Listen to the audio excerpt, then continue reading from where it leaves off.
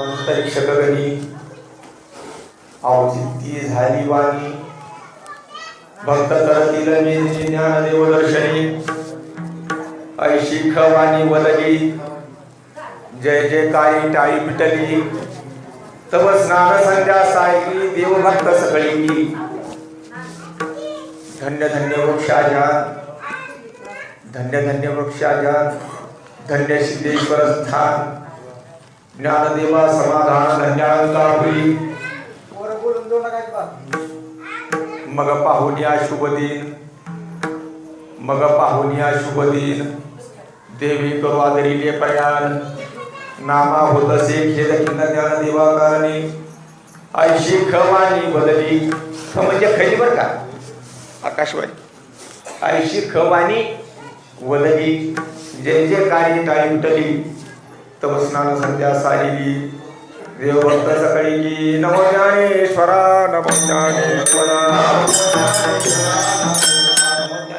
नमो ज्ञानेश्वरा निवृत्तीला सोपान देवा मुक्ताबाई नमो त्रिभुवन पावनी आदत रहिजन देवाची ओम नमो ज्ञानेश्वरा करुणाकर दयाळ नमो सद्गुरु विद्या ज्ञानदीपा नमो सद्गुरु ज्ञानरूपा नमो सद्गुरु भक्त कल्याण मूर्ती नमो सद्गुरु भास्करा पुण्यकीर्ती तवांतरिक्ष गगनी औचित्य झाली वाणी भक्त तरतील मेदिनी ज्ञानदेव दर्शनी ऐशी खवाणी बदली जय जयकारी टाळी पिटली तव स्नान संध्या सारी देवभक्त सगळी सेवेकरता घेतली राहून विश्ववंदनीय जगद्वंदनीय ज्ञानोबरायचे सखे आणि भगवान पंढऱ्याचे लाडके भक्त नामदेव महाराज त्यांचा चार चरणाचा आवडले आज मोठी पर्वणी आहे फार मोठी संत सम्राट ज्ञानेश्वर महाराज समाधी सोहळा ना आपण तर मोठे फार भाग्यवान आहात मोठे भाग्यवान आहात कारण का एकाच्या कैवाडीने उभे भोवताचे कोणी एकच प्रमाण सांगतो मला प्रमाण 11 सांगता येते याच्यावर पाऊस कोणाकरता पडतो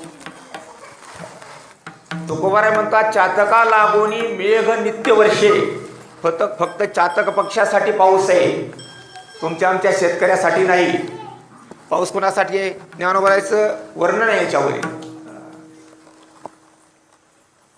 ना तरी चातकाचे नि कलवे मेघ पाणी घेऊन या धावे फक्त चातक पक्षाची दया आली कीव आली म्हणून पाऊस काय करतो पाणी घेऊनच धावतो कोणाकरता आपण पाणी वापरतो का नाही तिचं आपण सगळे पाण्याचा त्या उपयोग करून घेतो पाणी कुणासाठी आहे तसं बरं का या खडकी गावामध्ये ज्ञानोबरायची पावलं लागली की ज्ञानोबरायची सुंदर मूर्ती ही पाळता म्हणते यांच्या कुळाचा उद्धार तर झाला कारण का 2 प्रमाण असे देसाई महाराज नामदेव महाराज वर्णन करतात जो करील याची यात्रा कुणाची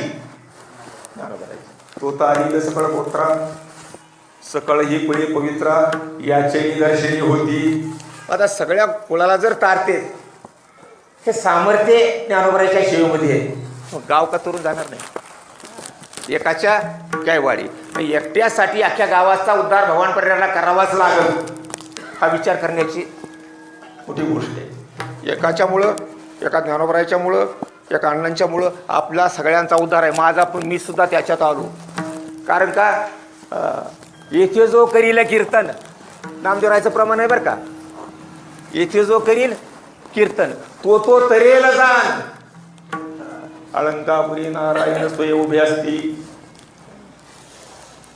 या पद्धतीनं हा समाधी सोहळ्याचं कीर्तन आहे मोठा उत्सव आहे आपल्या सर्वांचा उद्धार झाल्याशिवाय राहणार नाही या भागाची पार्श्वभूमी जर पाहायला गेलं तर ज्ञानोबरायचं मूळ गाव आपल्या गाव आहे आपल्या गावामध्ये हरिहरपंत नावाचे बरं का कुलकर्णी हरिहरपंत कुलकर्णी मोठे साधू होते आता मी थोडक्यात सांगत होतो हरिहरपंतांच्या पुढं रामचंद्रपंत कुलकर्णी त्यांचे मुलगे रामचंद्रपंत कुलकर्णीच्या पुढं गोपाळपंतांच्या पुढं बरं का गोपाळपंतांच्या पुढं पुन्हा हरिहरपंत आले, पुढं नाव चालवलं. हरिहरपंतांच्या पुढं पुन्हा त्र्यंबकपंत कुलकर्णी आपेगावचे, आणि त्र्यंबकपंतांच्या पुढं 2 मुलं त्यांना झाली, एक केशवपंत आणि दुसरे गोविंदपंत. केशवपंतांची मुंज झाली आणि ते वैकुंठवासी झाले. मुंज झाली की वैकुंठवासी झाली, लग्न झालं नाही. आता राहिलं कोण? गोविंदपंत राहिले.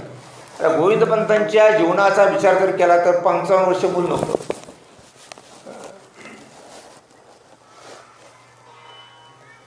पैसोनी दोघे व्रतार वालवे अन उदरीच्या गलवे सेवी ध्यान. नामदेव महाराज वर्णन करतात, सतत भगवान परमात्म्याचं चिंतन करावं, सकाळी 3ला उठावं, देवपूजा करावी, बरं का, पाठपाठांतर करावं,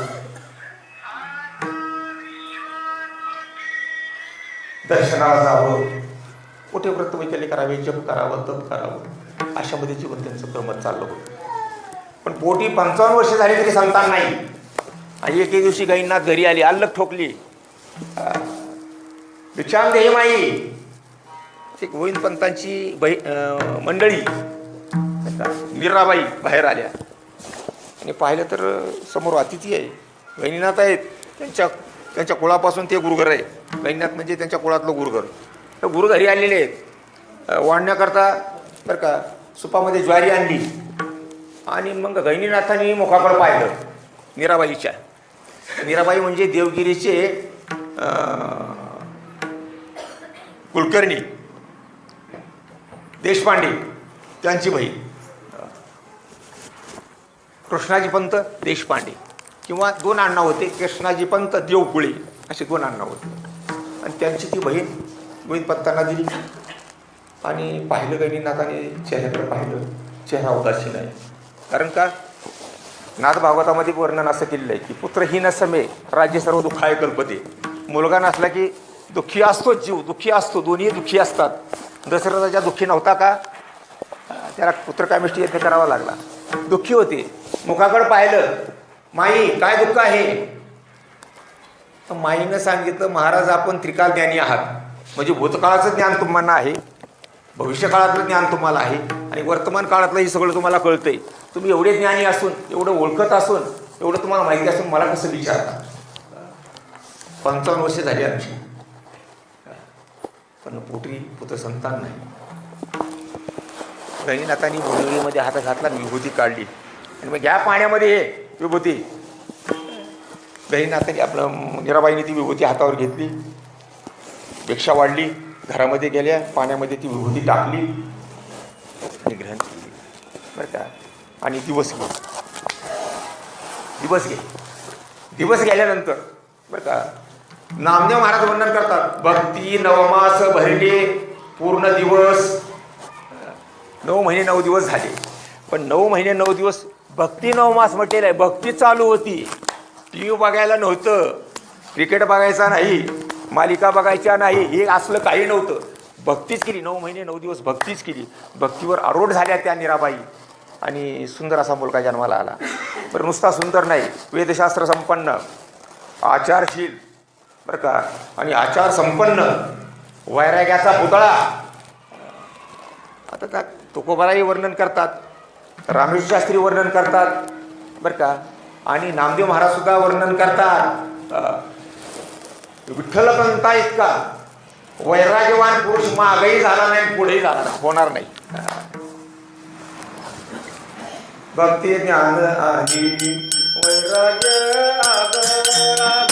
रुपये सुंदर होतं. भक्तीवर आरोह होते विठ्ठलपंत, वैराग्य होतं, उपरती होती, ज्ञान होतं, मौंज बंधन झालं. गोविंदपंतांनी मुंज लावून दिली 6 वर्षामध्ये विठ्ठलपंतांची. मौंज झाल्यानंतर, बरं का, एक शिक्षक ठेवला वेदशास्त्र संपन्न, बरं का. वेदपठण झालं, शास्त्र झाले, व्याकरण झालं, व्याकरणही झालं, गायत्री मंत्राचा उपदेश झाला, आणि मग शास्त्रवक्ते बनले विठ्ठलपंत. नामदेव महाराज वर्णन करतात, झाले वेदपठण, काव्य आणि व्याकरण, झालासे जिंकून शास्त्रवक्ता. विठ्ठलपंत शास्त्रवक्ते बनले महाराज. मोठ्या मोठ्या पंडितांना जिंकण्याची अंगामध्ये सामर्थ्य झालं विठ्ठलपंतांची. आणि मग शास्त्र संपन्न झाल्यानंतर पूर्वीच्या काळामध्ये अशी पद्धती होती की मुलगा शास्त्रसंपन्न झाला, लहान असला की तीर्थयात्रा करावं लागतं, तीर्थाचं भ्रमण करावं लागतं. जवळ सकळ सिद्ध आहे हात चालावया पाय तव तू आपले सोयीत पाहे तीर्थयात्रेचा चुकू नको. या मोडवर विठ्ठलपंत तीर्थयात्रेला निघाले. गोविंदपंतांची मीराबाईची परवानगी घेतली आणि तीर्थयात्रेला निघाले. पण निघाले म्हणजे आपल्यासारखं टुरिस्ट गाडीत बसून नाही. आता आम्ही देसाई साहेब गेलो होतो आमच्या बाळशेठ रायसोनीच्या बरोबर, पण एसटी गाडीमध्ये बसून ती खरं त्याचं पायाचं सार्थक नाही. पायाने तीर्थयात्रा केल्या पायाचं सार्थक, हातानं अन्नदान केलं हाताचं सार्थक, डोळ्यानं मूर्ती पाहिली डोळ्याचं सार्थक, कानानं कीर्तन ऐकलं कानाचं सार्थक, वाचेनं नामस्मरण केलं वाचेचं सार्थक आहे. तसं पायाचं सार्थक यात्रेनं. म्हणून विठ्ठलपंत यात्रेला निघाले. पण निघाले असताना गप्प बसून नाही, भांडणं करीत नाही, तक्रारी करत नाही. तुम्हाला काय माहिती आमच्या गाडीमध्ये तक्रारी झाल्या आणि ती सांगण्यासारखी मी नाही तक्रार. शालीहून तक्रारी झाल्या. 1 मिनिटात सांगतो. शालीहून इकडली शेट इकडलं शेट, इकडली शाली इकडे गेली. मग भांडणं लागली महिलांची. भांडणं लागल्यावर ते हे जोडीजणी ते दोघंजण जोडीनं ते ह्या महिलेनं सांगितलं की ती शाल देऊन टाका त्यांची. ती काय द्यायला लवकर तयार नाही. द्या का नाही का म्हणली ती मुस्काडी. खरी गोष्ट आहे बरं काय, का तेवढं करून सांगतो. भांडणं करीत नाही. विठ्ठलपंत गेले कसे तीर्थयात्रेला. नामदेव महाराज वर्णन करतात, ऐसा नित्य नित्य चालता सुपंथी. दररोज पहाटे 3 वाजता उठून बरं का रस्ताक्रमण करून मार्गक्रमण करून ऐसा नित्य नित्य चालता सुपंथी अन पदोपदी कीर्ती नाम घोष. पावला पावलाला भगवान परमात्म्याचं नामस्मरण होतं विठ्ठलपंतांच्या. द्वारका पाहिली आपण पाहिली. द्वारका पिंडारकाला गेले, सोरठी सोमनाथला गेले, प्रभास तीर्थाचं दर्शन घेतलं. जिथं भगवान श्रीकृष्णानं आपला अवतार संपवला ते स्थळ पाहिलं, तिथंही दर्शन घेतलं. सप्तशृंगीला आले. त्याच्या अगोदर पोरबंदर सुधर्मेची नगरी पाहिली, सोन्याची नगरी. आता सोन्याची नाही, नाही सोनं राहिलं नसतं तिथं. आता 40,000 भाव आहे सोन्याचा, 40,000 रुपये थोडा. आता कुठलं राहते. सोनाराच्या बापाला सोनं मिळालं, आम्हालाच मिळालं. आता तुम्हाला तर अवघड आहे. नाही पण इकडे शेतकरी जरा जबरदस्तायचं बरं का. कसलीही परिस्थिती असली तरी घ्यायच्यात. तुम्ही पुण्यवान लोक आहात. आमच्या मराठवाड्यापेक्षा लातूरपेक्षा लय पुण्यवान लोक. हे पुण्याचं फल आहे. आणि मग सोन्याची नगरी म्हणजे सुदामपुरी पाहिली, पोरबंदर. तिथून सप्तशृंगी पर्वतावर आले, देवीचं दर्शन घेतलं. तिथून नाशिकला त्र्यंबकेश्वरला आले. त्र्यंबकेश्वरला बरेच दिवस राहिले. त्र्यंबकेश्वराचं दर्शन झाल्यानंतर पुन्हा भीमाशंकरला आहे. म्हणजे पश्चिम तीर्थयात्रा विठ्ठलपंतांनी पाहिली. भीमाशंकरला आले, भीमाशंकराचं दर्शन झालं आणि मग तिथून आळंदीला. काय तेज होतं. जसं ना तुकोबराय भगवान परमेश्वराचं वर्णन करतात का नाही. राजस सुकुमार मदनाचा पोत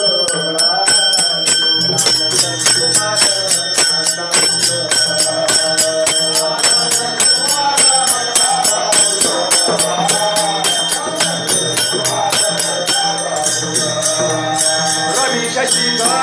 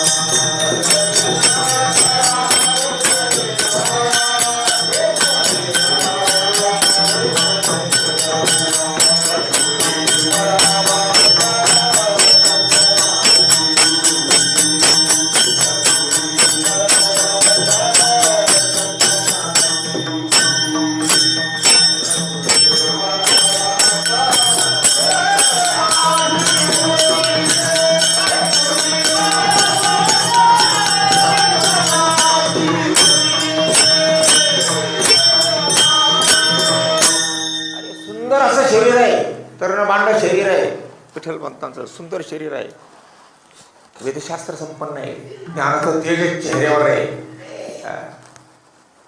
उदासीनता नाही, वैराग्य आहे पण उदासीनता नाही, तेज आहे ज्ञानाचं तेज. आणि दररोज उठावं, इंद्राणीचं स्नान करावं, सिद्धेश्वराचं दर्शन घ्यावं आणि पूजा पाठ करत त्या पिंपळाच्या झाडाजवळ बसावं विठ्ठलपंतांनी. 10-11 दिवस निघून असे गेले आणि एके दिवशी सिद्धोपंत कुलकर्णी आळंदीचे दर्शनाकरता सिद्धेश्वराच्या आले. आता सिद्धोपंत म्हणजे काही सामान्य नव्हते महाराज, 24 गावची जागिरी होती त्यांना मिळाली, श्रीमंती भरवाटीला आले, अफाट श्रीमंत महाराज. पण पुत्ररत्न नाही, एकच कन्या, एकच मुलगी बरं का. आणि त्या मुलीच्या वरशोधार्थ ते रात्रदिवस चिंताग्रस्त असायचे सिद्धोपंत. खरं आहे का नाही? उपवर मुलगी घरामध्ये मध्ये जुने माणसं म्हणतात बरं का, केसानं बांधलेली तलवार वर आपल्या डोक्यावर, चिंतेमध्ये. आणि मग चिंतेमध्ये असताना दर्शनाला आले आणि आल्यानंतर पाहिलं समोर बरं का, काय तेज आहे ज्ञानाचं, तरुण वय आहे महाराज आणि वेदशास्त्र संपन्न आहे, भक्तिरूढ आलेले, भक्ती आरूढ झालेली आहे, भक्ती आहे, पाठांतर आहे, उपनिषद वाचतात बरं का, मोठे मोठे ग्रंथ अवगत झालेले आहेत, शास्त्र अवगत झालेले आहेत, वेदपठण आहे. आणि मग चौकशी केली, कोण कुठले, काय नाव, कुठलं काय पत्ता, सगळं सांगितलं विठ्ठलपंतांनी. आणि मग सिद्धोपंतांनी हात जोडले बरं का. आणि हात जोडत असताना मनानं विचार केला बरं का, आपल्या मुलीसाठी वर असावं तर असाच असावा, मनामध्ये फालतू. आणि हात जोडले आणि भोजनाकरता निमंत्रित केलं घरी. मग विठ्ठलपंत घरी भोजनाकरता संध्याकाळी गेले, 6 वाजता गेले बरं का. आता सिद्धोपंतांच्या मंडळीचं नाव उमाबाई. सुंदर असा पुरणपोळीचा स्वयंपाक केला बरं का, भाज्या केल्या, भजी पापडी केली, सुंदर असा स्वयंपाक केला, दोघांची जेवणं झाली, सिद्धोपंत भोजन झाले, विठ्ठलपंतांचं भोजन झाले, अतिथी बरोबर घेऊन जेवले ते. आणि भोजन झाल्यानंतर 10-10:30 वाजता तुळशीच्या ओट्यावर, उन्हाळ्याचे दिवस तुळशीच्या ओट्यावर अगोदर ते निर्दिष्ट झाले. आणि निर्दिष्ट झाल्यानंतर भगवान पंढरे स्वप्नामध्ये सिद्धोपंतांचे आले, सिद्धोपंतांच्या स्वप्नामध्ये आले. सिद्धोपंता उठ. उठले पण स्वप्नात बरं का. मग सिद्धोपंतांनी स्वप्नातच भगवान पंढऱ्याचे पाय धरले आणि म्हणले, माझं एक ऐक, माझं वचन ऐक. तुकोबारे म्हणतात, ऐके वचन कमलापती मज रंकाशी. तसं भगवान परमात्मा म्हणाले सिद्धोपंताला, माझं वचन ऐक, तुझी उपवर झालेली रुक्मी नावाची मुलगी बरं का, या अतिथीला या विठ्ठलपंताला दे. याचं कारण आहे, याचं कारण मी तुला स्वप्नामध्ये सांगतो. 4 मूर्तिमंत जन्मईच्या उदरी आणि म्हणून स्वीकारी आज्ञा माझी. देवानी सांगितलं, भगवान पंढऱ्याने सांगितलं, माझी आज्ञा स्वीकार कर. कारण का, पुढे या कलियुगामध्ये जगाचा उद्धार करणारे 4 मूर्तिमंत देवाच्या अवतारीच्या उदरी जन्म घेणारे आहेत. झाले. स्वप्नातून जागी, रात्रभर झोपच नाही. स्वप्न असं पडले, भगवान पंढऱ्यांनी दृष्टांत स्वप्नामध्ये रात्रभर झोप नाही. पहाटे उठले 6:30 बरं का विठ्ठलपंत. आणि विठ्ठलपंताच्या जवळ लगेच गेले, दम बी निघाला नाही बरं का, धीर बी निघाला नाही. लगेच गेले, कानामध्ये सांगितलं, म्हणजे महाराज बरं का, आता तुमचा माझा जास्त परिचय नाही बरं का, तुम्ही एक रात्र आमच्या घरी आलात, जास्त परिचय नाही, पण मला एक दृष्टांत पडला हो. मला दृष्टांत झाला. काय दृष्टांत झाला? भगवान पंढऱ्या माझ्या स्वप्नामध्ये आले आणि भगवान पंढऱ्या स्वप्नामध्ये आल्यानंतर भगवान पंढऱ्याने सांगितलं की तुझी रुक्मिणी नावाची उपवर मुलगी विठ्ठलपंतांना म्हणजे तुम्हाला द्यावी, असं त्यांचं मनोगत आहे, भगवान परमात्म्याचं मनोगत आहे. विठ्ठलपंत हसले. का हसले बरं का? अहो, उपरती अंगामध्ये होती, वैराग्य होतं. धगधगीत सकळ अग्नी ज्वाळा, वैराग्याच्या ज्वाळा बाहेर पडत होत्या.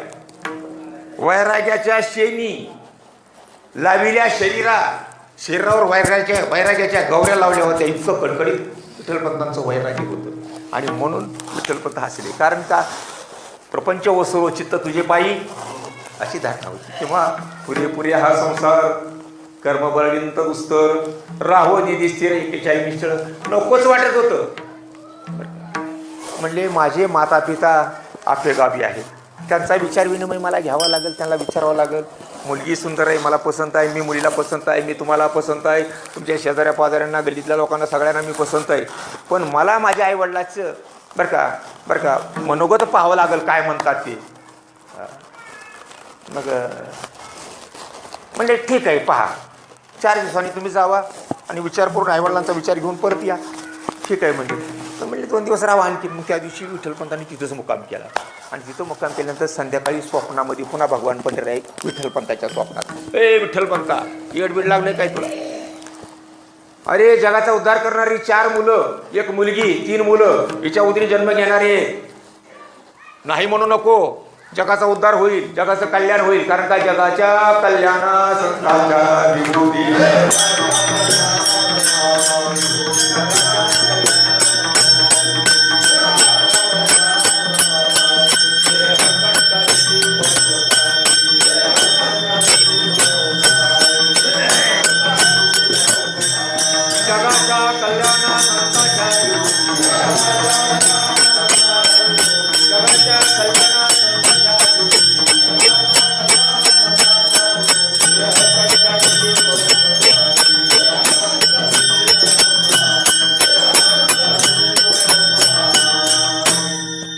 दृष्टांत झाला कोणाला? विठ्ठलपंतांना. विठ्ठलपंत उठले सकाळी, म्हणले मामा. पुन्हा मामा म्हणायला चालू केलं. पुन्हा मामा म्हणले बघा तुमचे सोयरेधारी कोण आहेत का, शेजारी पाजारी शास्त्री पंडित बोलवा, तिथी बघा. तिथं नाही म्हणले नाहीत विठ्ठलपंत, तिथी बघा, दिवस बघा, तिथी काढा. सगळं झालं, तिथी काढली. ऊन उत्तराला 36 बोलावणी जोशी घटतीर्थ पाहिला. आणि ऊन उत्तराला 36, इकडे 36 गुण आणि इकडे 36 गुण. असं कधी होतंय का? गुणामुळं बरेच लग्न मोडतात आहे का नाही? तुम्हाला आपल्याला माहिती आहे, आपल्या घरोघरची बोंबाई. उन्हामुळे गुण जुळला नाही गेले म्हणून लग्न मोडतात. पण इकडे 36 गुण विठ्ठल रुक्मिणी मातेचे आणि विठ्ठलपंतांचे 36 गुण. आनंदी आनंद झाला, लग्न झालं, लग्न पार पडलं. मग विठ्ठलपंतांनी सिद्धोपंतांना विचारलं, गावी जाऊन येतो, आम्ही दोघंही आईवडिलांचं दर्शन करून येतो. सिद्धोपंतांनी परवानगी दिली.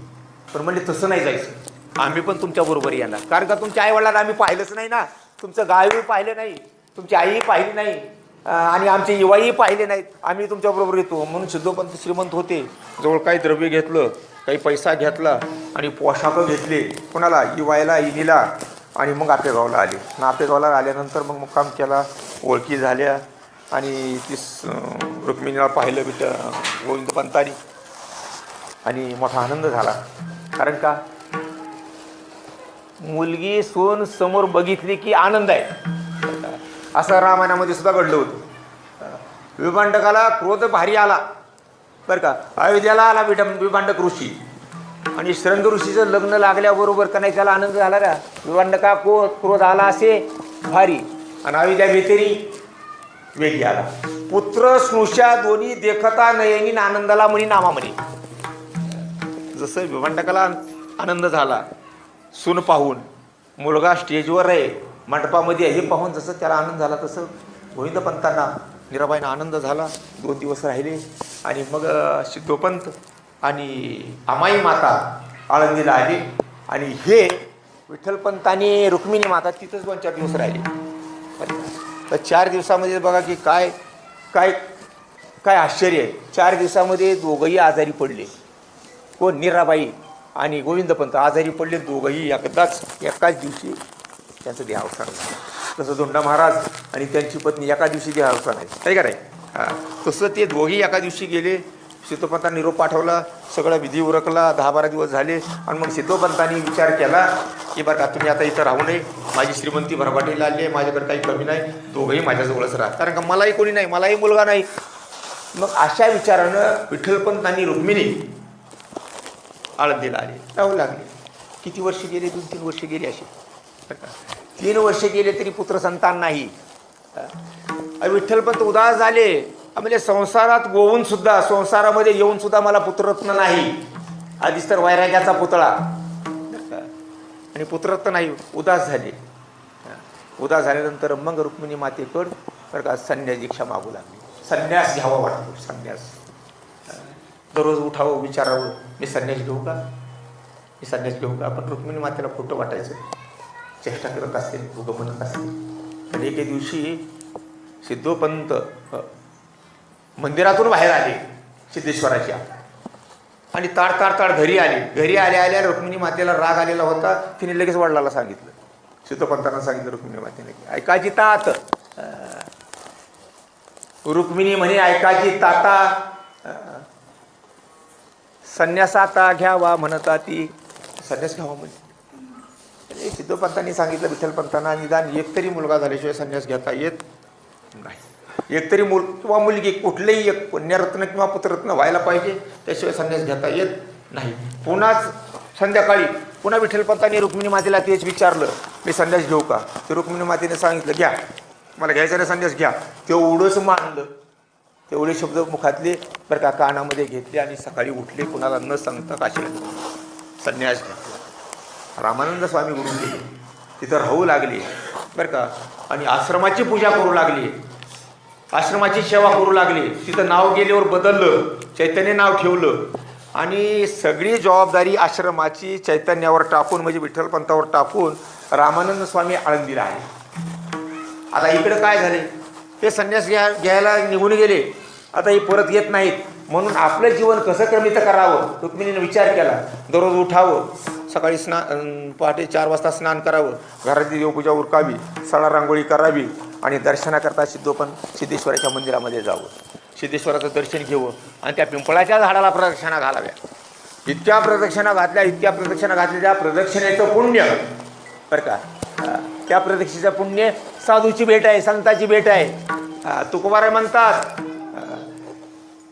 पुण्य फळले बहुता देसा,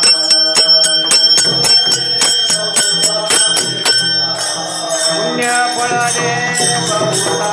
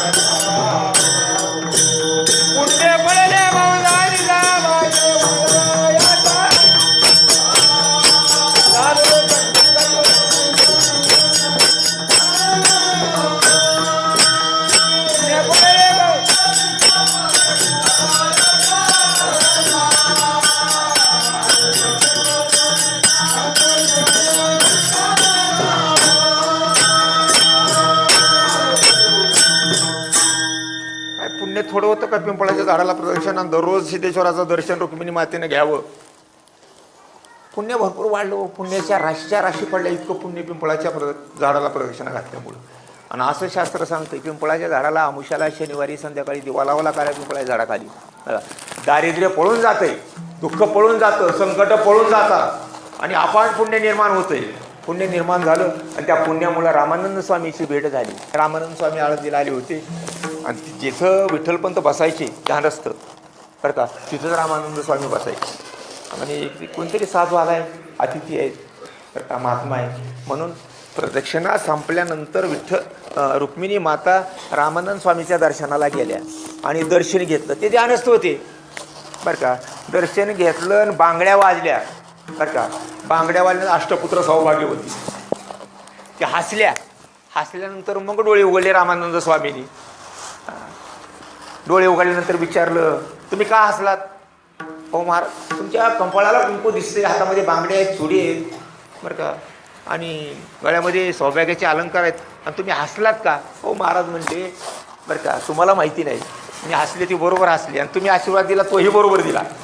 पण आमचे मालक बरं का गेली 6 महिने झालं बरं का, संसार सोडून मला सोडून संन्यास घेण्याकरता काशीला गेले.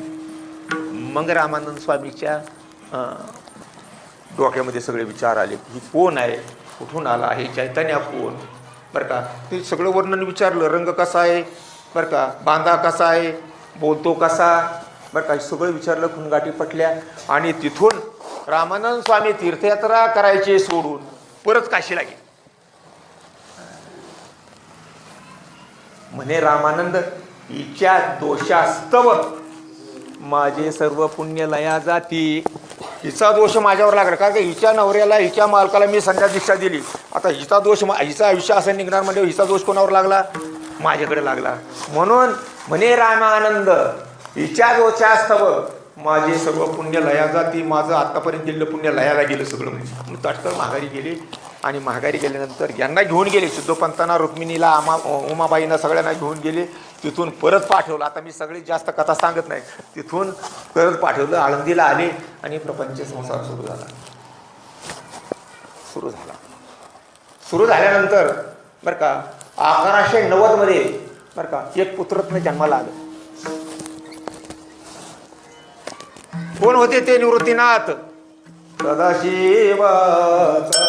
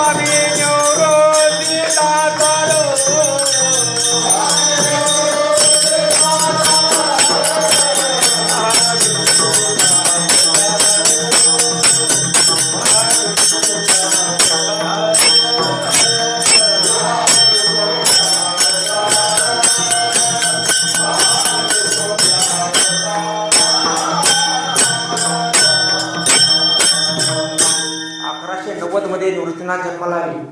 सदाशिवाचा अवतार, स्वामी निवृत्तीदाता, जनाबाईचा अभंग आहे. आणि नामदेव महाराज समाधीमध्ये वर्णन करतात, देव म्हणे निवृत्ती, तू प्रत्यक्ष शिवमूर्ती, तारा वयाक्षिती अवतार हरियला, सोपाने घातले लोटांगण, मुक्ताईने धरले चरण, संत करतात स्तवन पावरंगरायाची. मोठी समाधीचा अभंग आहे. निवृत्तीनाथ म्हणजे भगवान शंकराचा अवतार. 93ला ज्ञानोबा जन्माला आले. श्रावण वद्य अष्टमी दुपारी 12 वाजता ज्ञानोबाचा जन्म. रात्री 12चा कोणाचा आहे? कृष्णाचा जन्म आहे. श्रावण वद्य अष्टमी कृष्ण जन्म रात्री 12 वाजता. श्रावण वद्य अष्टमी बरं का ज्ञानोबा आहे दुपारी 12 वाजता. कारण का दोन्ही अवतार महाविष्णूचे आहेत. कृष्ण अवतार म्हणजे महाविष्णूचा अवतार आहे. ज्ञानोबा आहे म्हणजे महाविष्णूचा अवतार आहे. एकनाथ महाराज महाविष्णूचा अवतार. भानुदासाचे पुढे महाविष्णूचा अवतार, महाविष्णूचा अवतार. क्षेत्र प्रतिष्ठान, प्रतिष्ठान म्हणजे पैठण बरं का. हे संस्कृत शब्द आहे प्रतिष्ठान. प्रतिष्ठान म्हणजे पैठण. क्षेत्र प्रतिष्ठान नांदे गोदावरी तीर, ओवा भारती स्वामी एकनाथा, तुमचे नाव घेता हरे भव भय चिंता. म्हणजे एकनाथ महाराज महाविष्णूचा अवतार. ज्ञानोबा आहे महाविष्णूचा अवतार. जगद्गुरु तुकोबाराय म्हणे रामेश्वर भट्टाजीला,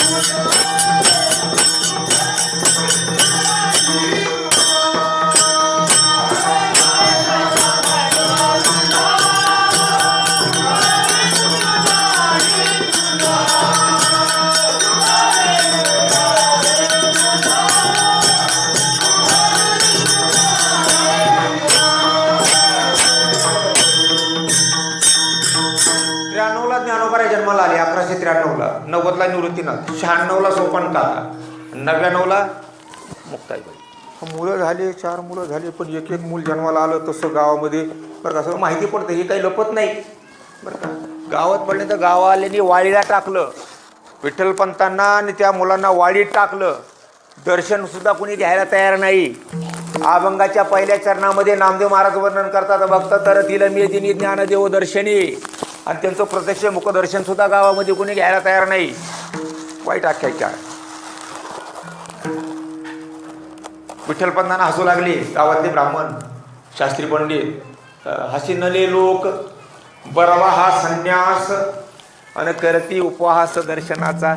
अरे दर्शन, त्याचं तोंड सुद्धा पाहू नये विठ्ठलपंताचं. वाळीमध्ये टाकलं महाराज. होता मुलं मोठी झाली, निवृत्तीनाथ मोठे झाले, 8-9 वर्षाचे झाले, ज्ञानोबराय 5-6 वर्षाचे झाले बरं का. सोपान काका म्हणजे विठ्ठलपंतांना चिंता वाटू लागली, आता यांचं मौजीबंधन करावं, व्रतबंध करावा. आणि व्रतबंध करण्याकरता कोणीही परवानगी देईना. ग्रामसभा भरवली, ग्रामसभेमध्ये सांगितलं बरं का, विठ्ठलपंतांना सांगितलं गेलं, तुम्हाला जर स्वतःच्या स्वजातीमध्ये आमच्या जातीमध्ये यायचं असेल, आता तुम्हाला बहिष्कार तर टाकलेला आहे, तुम्हाला वाळी तर टाकलेलं आहे, पण पुन्हा माघारी यायचं असलं तर त्याला एकच उपाय काय, देहांत प्रायश्चित घ्यावं लागेल. देहांत प्रायश्चित घ्यावं लागेल. विठ्ठलपंतांनी रुक्मिणी मातेनेच आपल्याला सर्वांना माहिती आहे देहांत प्रायश्चित घेतलं. प्रयागी संगम तीर्थावर गेली, इंद्रायणीत नाही, प्रयाग संगम तीर्थावर गेले. गया, काशी, त्रिवेणी किंवा गंगा, यमुना, सरस्वती या त्रिवेणी संगमामध्ये जाऊन आपला देहत्याग केला. आणि मग परत एकदा सभा निवृत्तीनाथांनी ग्रामसभा घेतली कुठे, आळंदीमध्ये. आणि त्या ग्रामसभेमध्ये त्यांना सांगितलं की तुम्ही आमचा हा निर्णय तुम्हाला मान्य होणार नाही, याच्याकरता तुम्ही आमचं पत्र घेऊन पैठणला जा. पैठणला गेले बरं का. पैठणला गेले. पैठणच्या शास्त्री पंडिताच्या हातामध्ये बरं का ते पत्र दिलं, सभा भरवली, पत्र हातामध्ये दिलं, पत्र वाचलं बरं का. आणि वाचल्यानंतर आता आळंदीकराचं पत्र होतं ते बरं का, तेही त्यांचे सोयरे राहिलेच होते. आणि विचार केला बरं का. मग नाव विचारले सगळे. निवृत्तीनाथांनी नाव सांगितलं, ज्ञानेश्वर महाराजांनी नाव सांगितलं, मुक्ताईने सांगितलं, म्हणजे नावाचा सुद्धा उपवास केला. अरे म्हणले पोऱ्या, एवढा बारका दिसतो पण लय बोलतो की रे म्हणले तू. नाव काय सांगतो? ज्ञानदेव. अरे आमच्या इथं गावामध्ये पोळ्याच्या पकालीचा हाल आहे, त्याचं सुद्धा नाव ज्ञानदेव आहे. हे सगळी कथा तुम्हाला माहिती आहे. सगळे चमत्कार पैठणमध्ये केले. रेड्यामुखी वेद बोलविला, गर्भतीजांचा हरिला, शांती ब्रह्मप्रकटाला ज्ञानदेव माला, किंवा मैसापुत्रे बोलावने स्तुती,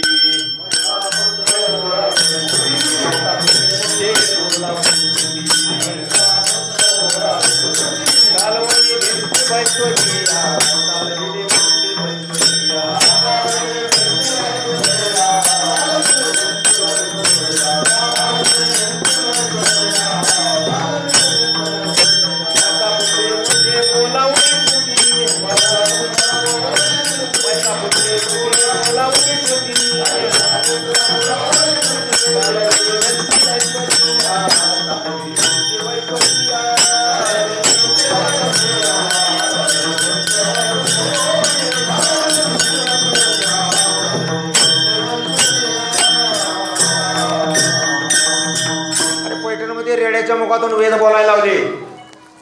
रेडा कुठे वेद बोलत असतो का? माणसाला नीट बोलता येईना आणि वाचता येईना गेले.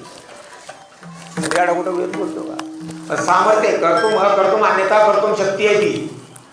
करील ते काय? परिपाहे बीज शुद्धांगी ज्ञानियांचा गुरु राजा महाराव म्हणते ज्ञानदेव तुम्हायसे मज पामर आहे काय फरक किंवा छायाची द्वारी सोन्याचा पिंपळ करील ते काय? काय करता येत नाही. अशक्य ते तुम्हाला नाही नारायणा. ज्ञानोबांना काही अशक्य नाही. एक गोष्ट अशी आहे बरं का, मी सांगत नाही पण 2 मिनिटामध्ये सांगतो बरं का. स्त्री ज्ञानोबाच्या समोर दर्शनाला गेली बरं का. तिचं लग्न झालेलं होतं, पण लग्न काय म्हणून केलं होतं? मुलगा म्हणून लग्न केलं होतं. स्त्रीचं पुरीचंच लग्न मुलगा म्हणून केलं. आणि जी नवरी आणली होती ती मुलगीच आणली होती. नवरदेव बी मुलगीच आणि नवरी बी मुलगीच. आता तिला पंचायत पडली की 16वा झाला, पंचायत पडली, आता काय करू? इज्जताची पाळी आहे. मग फाशी घ्यायला गेली, आत्महत्या करण्याकरता फाशी घ्यायला गेली. आणि ज्ञानोबा आहे तेवढ्यामध्ये गाठ पडली. निवृत्तीनाथ सोपान काका दिंडी गाठ पडली. आणि मग पाय धरले ज्ञानोबारायचे. तर ज्ञानोबाराय म्हणाले बरं का, अरे बाबा उठ. आता कपडे पोशाख पेहरा होता, राजकुमाराचा पेहरा होता बरं का. ज्ञानोबाराय म्हणायचे अरे बाबा उठ, पाय सोड बरं का. ती खालून म्हणायची मी बाबा नाही मी बाई आहे. अरे उठ, अरे बाबा उठ.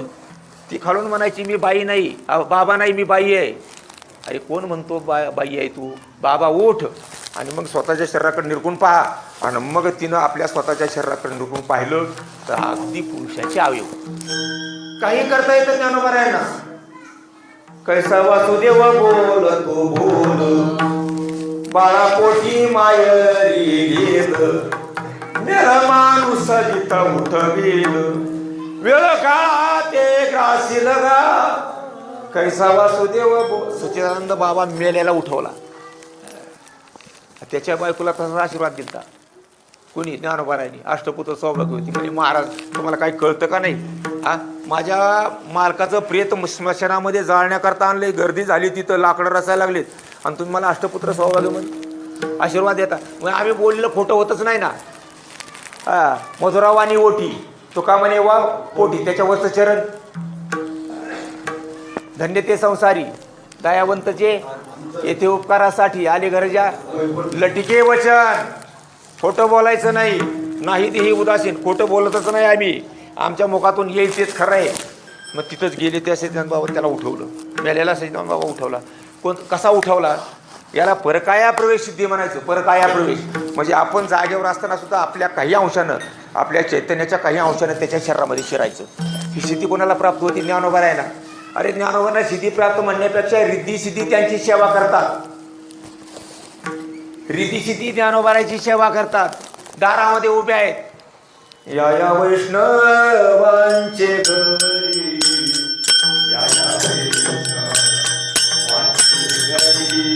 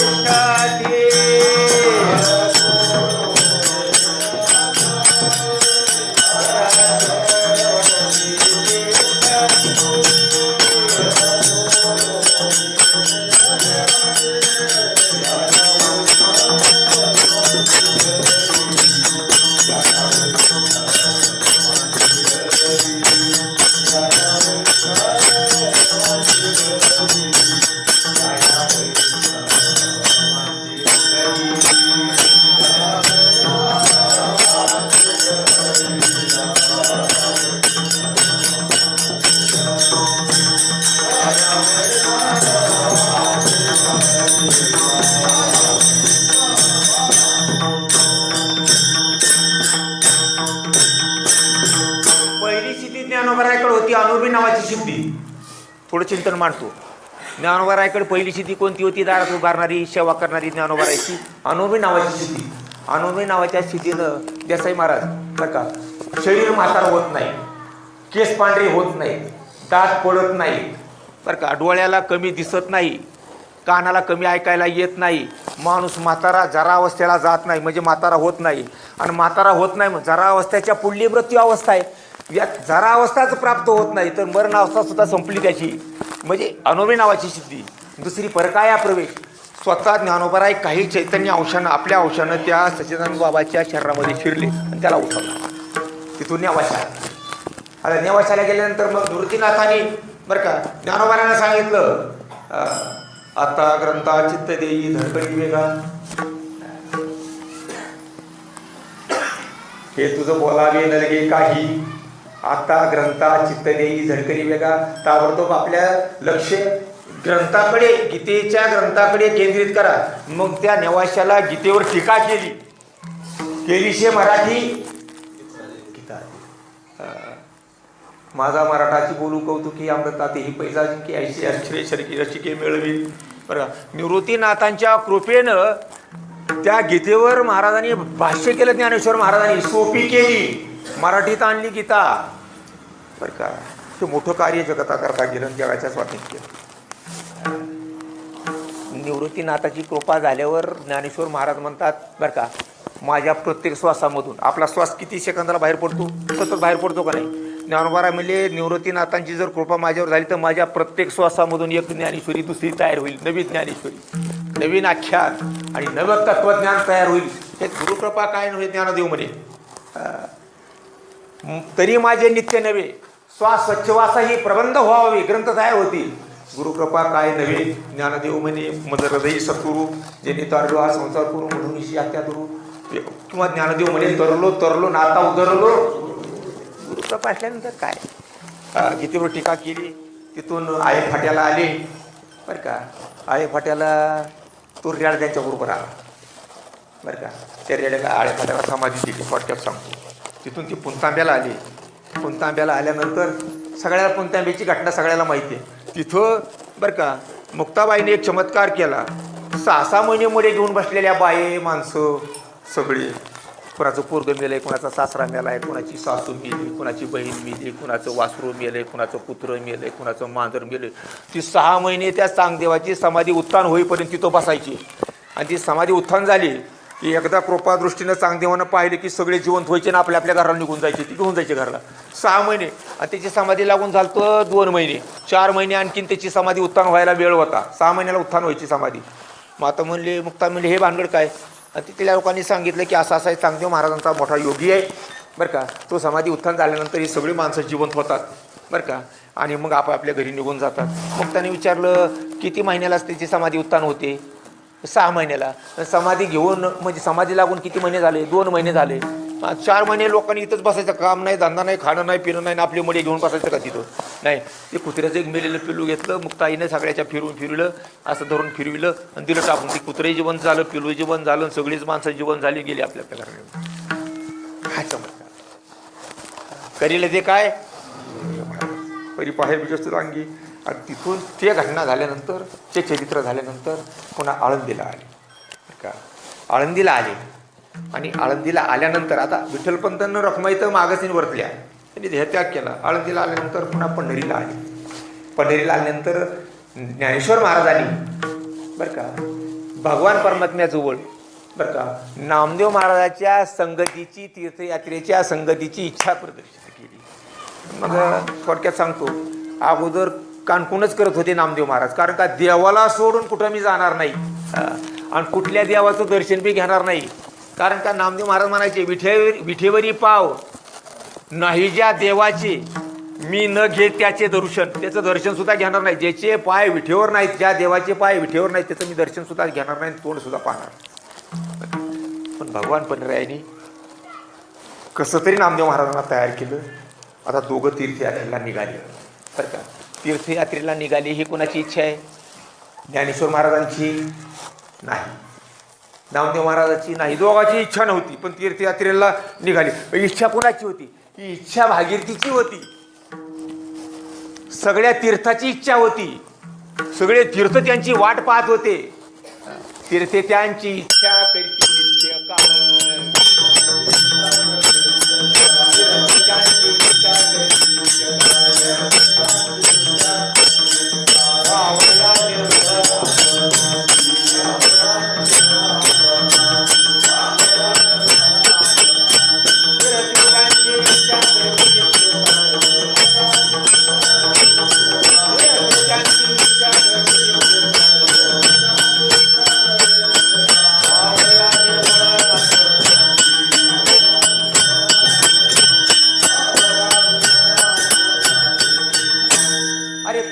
पवित्र तीर्थ गंगा तीर्थ आहे. एकनाथ महाराजांनी भागवतामध्ये वर्णन केले, तुझे चरणीची गंगा सगळं पातके ने भंगा, ते पायवनी श्रीरंगा पवित्र जगाती करी. गंगा आपल्याला स्नान केल्यानंतर पवित्र करते. तिचे लेख कार्य मोठे मोठे आहेत. ते अभंग जर बदलला ना, मी गेल्या वेळेस अभंग घेतला होता, गंगा आली आमावरी, संत पावले साजरी. त्या अभंगामध्ये थोडं चिंतन केलं होतं की गंगा ही सगळ्यात पवित्रात पवित्र नदी. ज्ञानोबा सुद्धा नव्या अध्यायामध्ये सांगतात, सुचित्वे सुची गंगा होय, पाप ताप ही जाय, परीत येता हे बुडणे एक. गंगेमध्ये स्नान केले की बुडण्याची भीती आहे बरं का. पण संत महात्म्याचं तसं नाही. संत महात्म्याचं तसं नाही. तैसे सुचितो नव्हे सज्जनाची, तसा पवित्रपणा सज्जनाचा नाही. सज्जनाच्या साधू संतांच्या पवित्रपणामुळं तीर्थे पवित्र होतात. तीर्थे पर्वकाळ अवघी पायापे सगळं कशा करतात? पवित्र होण्याकरता. तीर्थे थया ठाया येती पुनीत व्हावया, पर्वकाळ पाया तळी वैश्य वैष्णवा. आणि दोघीचे भांडणं, विनाकारण भांडणं कुणाचे? पार्वतीचे आणि गंगेचे. का सगर राजानं सांगितलं होतं, भगवान शंकराची तपश्चर्या केली, म्हणले महाराज माझ्या सगरांचा उद्धार करायचा आहे, 60,000 सगरांचा उद्धार करायचा आहे. गंगा वरून स्वर्गातून खाली यायला तयार आहे, पण हिला झेलणारं कोणी नाही, व घेणारं कोणी नाही, हिला झेलणारं कोणी नाही. कारण का वरून जर ती खाली पडली तर सप्तपाताळापर्यंत मोठं खिंडार पडेल आणि सगळं पाणी खाली जाईल. वरून पडणारी स्वर्गातून गंगा येते, मोठा पाण्याचा ओघ आहे. मग भगवान शंकराची 12 वर्षे तपश्चर्या केली कुणी? सगर राजानं आणि भगीरथ राजानं. आणि भगीरथानं काय केलं बरं का, 12 वर्षे तपश्चर्या केल्यानंतर मग ती भगवान शंकर प्रसन्न झाली. म्हणजे येऊ दे तिला, सांग ये म्हणून खाली. मग ती गंगेचा स्वर्गातून खाली आला आणि घेतला कुठं? डोक्यावर घेतला. आता डोक्यावर घेतल्यानंतर या पार्वतीला कळू नये होईल, हे सगळं हे इतिहास माहिती पाहिजे. पण पार्वती तिला सारखी कुरकुर करायची, सवत कुरकुर.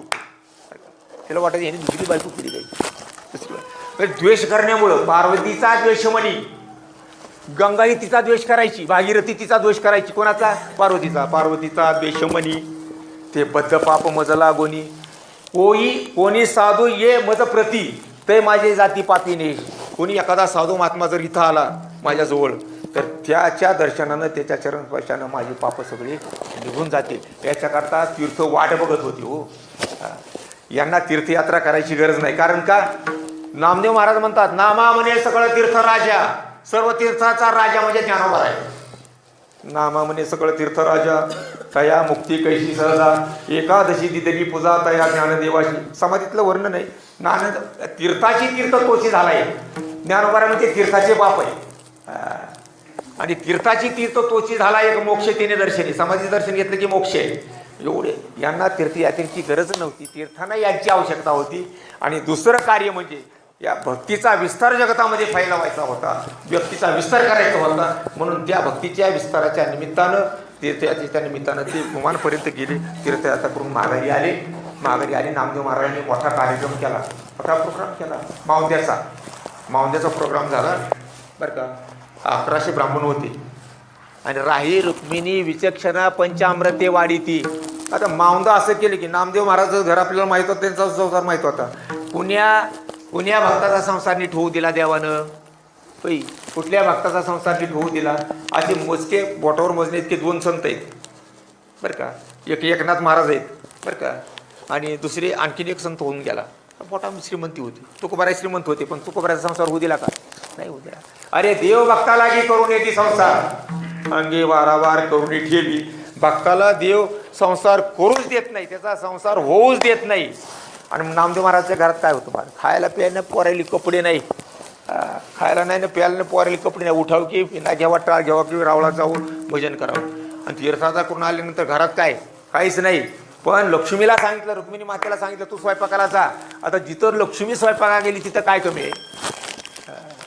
राही स्वयंपाकाला गेली, राही रुक्माई सत्यभामा सगळ्या स्वयंपाक तयार झाला. 1100 ब्राह्मणाचं भोजन दिलं. स्वतः पांडुरंग परमात्म्यानं उद्धवानं बरं का ती भोजनाची निमंत्रण दिले. ब्राह्मण आले, भोजन झालं, तृप्त झालं. पान खात असे बसले, मोठे मोठे टोळकी असे बाजूला. आणि पान खाल्ले झाल्यानंतर मग ज्ञानोबा म्हणले, देवा जरा इकडे या की काम आहे जरा तुमच्याकडं.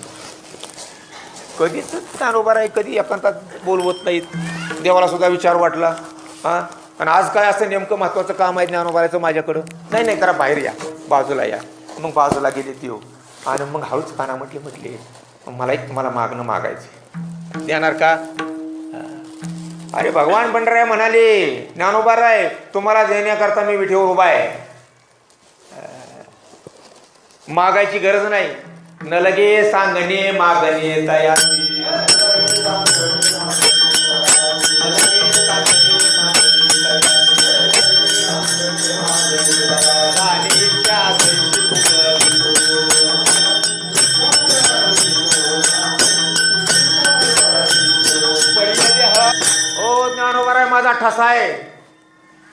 त्रिभुवनामध्ये माझा ठसा आहे.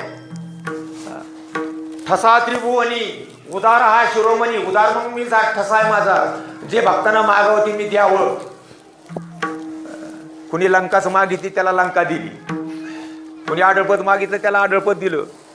कुणी दुधाची वाटी मागितली उपमान्यानं, काय एका वाटीनं दूध, एका वाटीवर दुधानं तुला काय होणार आहे म्हणजे सांडण्यातच जाईल सगळं. त्याताना सांडण्यातच सगळं वाटीवर दूध निघून जाईल. तुला दुधाचा सागर देतो म्हणजे. त्या उपमान्यानं नेलं खाली क्षीरसागरामध्ये, सप्तपातळाच्या खाली मोठा दुधाचा समुद्र आहे. त्या समुद्रामध्ये नेऊन बसवला. किती प्यायचे तेवढं पी. भक्ताची जी इच्छा असेल. कारण का ज्ञानोबाराय वर्णन करतात, माऊलीचा गाथा आहे बरं का. कल्पना वृक्षाशी देखिले, चिंतामणीस चिंतिले, कामधेनुशी अपेक्षिले, जिना जीवविले त्याची हरिरूप पंढरी. म्हणजे कल्पतरू जे देतो, चिंतामणी जो देतो, कामधेनू गाय जी देते ती एकटा बादर पुरविते. आता हिचं चिंतन मी वाढवत नाही. चिंतामणीचं चिंतन, कामधेनूचं गायचं चिंतन, कल्पतरूचं चिंतन वाढवत नाही. पण तिन्ही वस्तू कामधेनू, कल्पतरू, चिंतामणी, आवडीचा धनी पुरवितो, एकटाच पुरवितो महाराज. पण त्याचा ठसा आहे त्रिभुवनामध्ये. वाखाणगी आहे, उदार आहे. ठसा त्रिभुवनी उदार हा शिरोमणी. किंवा ठसा घातलाय भूमाजी थोर. पंढरी क्षेत्रामध्ये येऊन या जगतामध्ये ठसा उमटवला. काय? इच्छा दान द्यावं याशी उदार. जे भक्तांनी मागावं, जे इच्छा करावी ते दान देण्याकरता देव उदार आहे. तुम्ही असं का म्हणता? नाही नाही तुम्ही देणार नाही मला. ज्ञानोबाराय म्हणतात तुम्ही देणार नाही मला, अगोदर वचन द्या. तुम्ही उदारपणा सांगू नका बरं का. तुम्ही अगोदर वचन द्या. मग ज्ञानोबारायने हातामध्ये हात घेतला देवाचा आणि वचन घेतलं आणि पुन्हा मागितलं. काय मागितलं? ज्ञानदेव म्हणे विठ्ठलासी. ज्ञानदेव म्हणे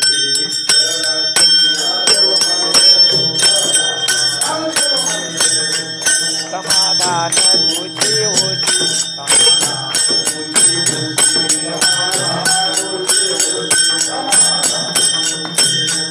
समाधी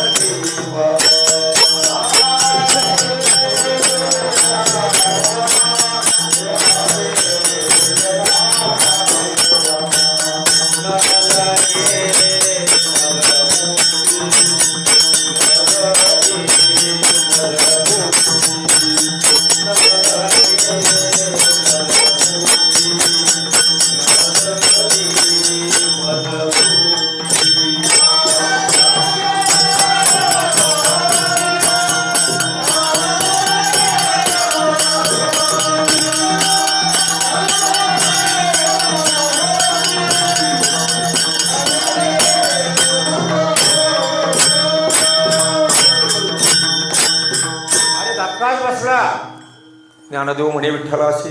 आता वर वचन घेतलं होता. वचन घेतल्यानंतर पुन्हा माघारी फिरायचं नाही. बोललेलं माघारी आता लोक बदलतात, रोज बदलतात, घट्ट्याला बदलतात. पण बदलायचं नाही. तुकोबाराय म्हणतात वचना फिरती अधमजन नारायण तो नोभी. जे वचनापासून परावृत्त होतात, माघारी फिरतात, ते अधम आहेत, पापी आहेत. देवाने वचन दिलं, ज्ञानोबाने वचन घेतलं त्यांच्याकडून आणि समाधी मागितली. धक्का बसला मला, चक्करच आली. धक्का बसला. ताण झाला. आणि एवढ्यामध्ये दोघालाही माहीत नसताना, ज्ञानोबारांनाही माहिती नाही, पांडुरंग परमात्म्याला माहिती नाही, नामदेव महाराज कधी मागे येऊन उभारले होते कोणाला माहिती. बघितलं रामायणात ती कथा महाराजांनी लोकांनी इथं सांगितले असं सत्य होते बरं का. पहिला खडा टाकला, दुसरा टाकला, हनुमंतरायला रामाली वाटलं कोणी पाहिलंच नाही काही बरं का. तिसरा टाकला बुडाला, ते रामाली वाटलं कोणी पाहिलंच नाही की, पण हनुमंतराय मागं उभे होते. तसं ज्ञानोबाराय बोलत असताना, विठ्ठल देव बोलत असताना बरं का, नामदेवराय तिथं उभे होते. नामा उभे असे सन्मुख. हे प्रकरण चालू असताना मोब ज्ञानोबरायांनी देवाला बाहेर घेतलं, लांब घेतलं, दूर नेलं, तिथं गप्पा गोष्टी केल्या, काय भुय मनातलं सांगायची सांगितलं, काय मागायचं ते मागितलं. पण तिथं अचानक नामदेव, दोघांच्या बोलण्यामध्ये दोघांनाही भान नाही, आणि अचानक नामदेव महाराज तिथं येऊन उभारले. नामा उभा से सन्मुख, ऐकता थोर केद दुःख, म्हणे ज्ञानांजन महासुख, समाधी घेत असे. सगळा कालवास केला नामदेव महाराज. तसा नामदेव महाराज रडू लागले, देवाची डोळ्याला पाणी आलं. हे काय केलं मी, वचन उगाचच दिलं, आता उपयोग नाही. नमतं घ्यावं लागलं. देवाने सांगितलं, ज्ञानेश्वर महाराज, ज्ञानोबाराय, समाधी माझ्याजवळ नाही, माझ्या पायरीजवळ समाधीची जागा नामदेवाची आहे. माझ्या पायरीला कोण राहणार?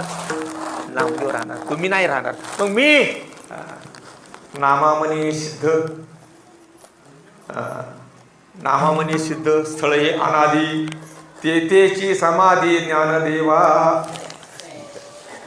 आळंदी हे गाव, आळंदी हे गाव पुण्यभूमी ठाव, दैवताचे नाव सिद्धेश्वर. आळंदीला का त्याची कारण सांगितले बरं का नामदेव महाराजांनी. ज्ञानोबारायांना आळंदीलाच का समाधी? आळंदीचा सिद्धेश्वर भगवान परमात्मा, भगवान शंकर आळंदीचे सिद्धेश्वर मंदिर का नाही, ही अनादी आहे, अनादी आहे. नामा म्हणे स्थळ जुनाट अनादी, आणि तेथेची समाधी ज्ञानदेवा. रामानंद स्वामी आले, विठ्ठलपंत आले, त्याच्या अगोदर भक्त होऊन गेले बरं का. पण प्रत्येक भक्ताने सिद्धेश्वराचं दर्शन घेतलं. अनादी आहे स्थळ, अनादी स्थळ आहे, हे पुण्यभूमी आहे. दुसरं कारण तुम्हाला सांगतो. एकदा भगवान शंकर पार्वती माता विमानामध्ये बसून निघाले, आणि आळंदी आल्यानंतर, अलंकापुरी आल्यानंतर, त्याला अलकावती नाव होतं पूर्वीचं, जुनं नाव अलकावती. अलकावती आल्यानंतर ते विमान खाली उतरलं भगवान शंकरांनी. खाली उतरल्यानंतर बरं का, आता भगवान शंकर म्हणजे का नाही, स्मशानामध्ये राहणारे, दररोज मड्याची राख अंगाला लावणारे बरं का, आणि दररोज भजन करणारे. राहणं कुठं आहे? स्मशानामध्ये. खाण्याचा पत्ता नाही, पिण्याचा पत्ता नाही, कुठलं भान नाही, असो ऐसा कोटी आठवची नाही, द्यायचं वगैरे बघू तसे असले राहणारे. बरं, अंगावरी काही कपडे नाही, हा गजचर्म व्याघ्र्यांबर, आणि कंठी शोभे, भ्यासूर ते रूप सगळं.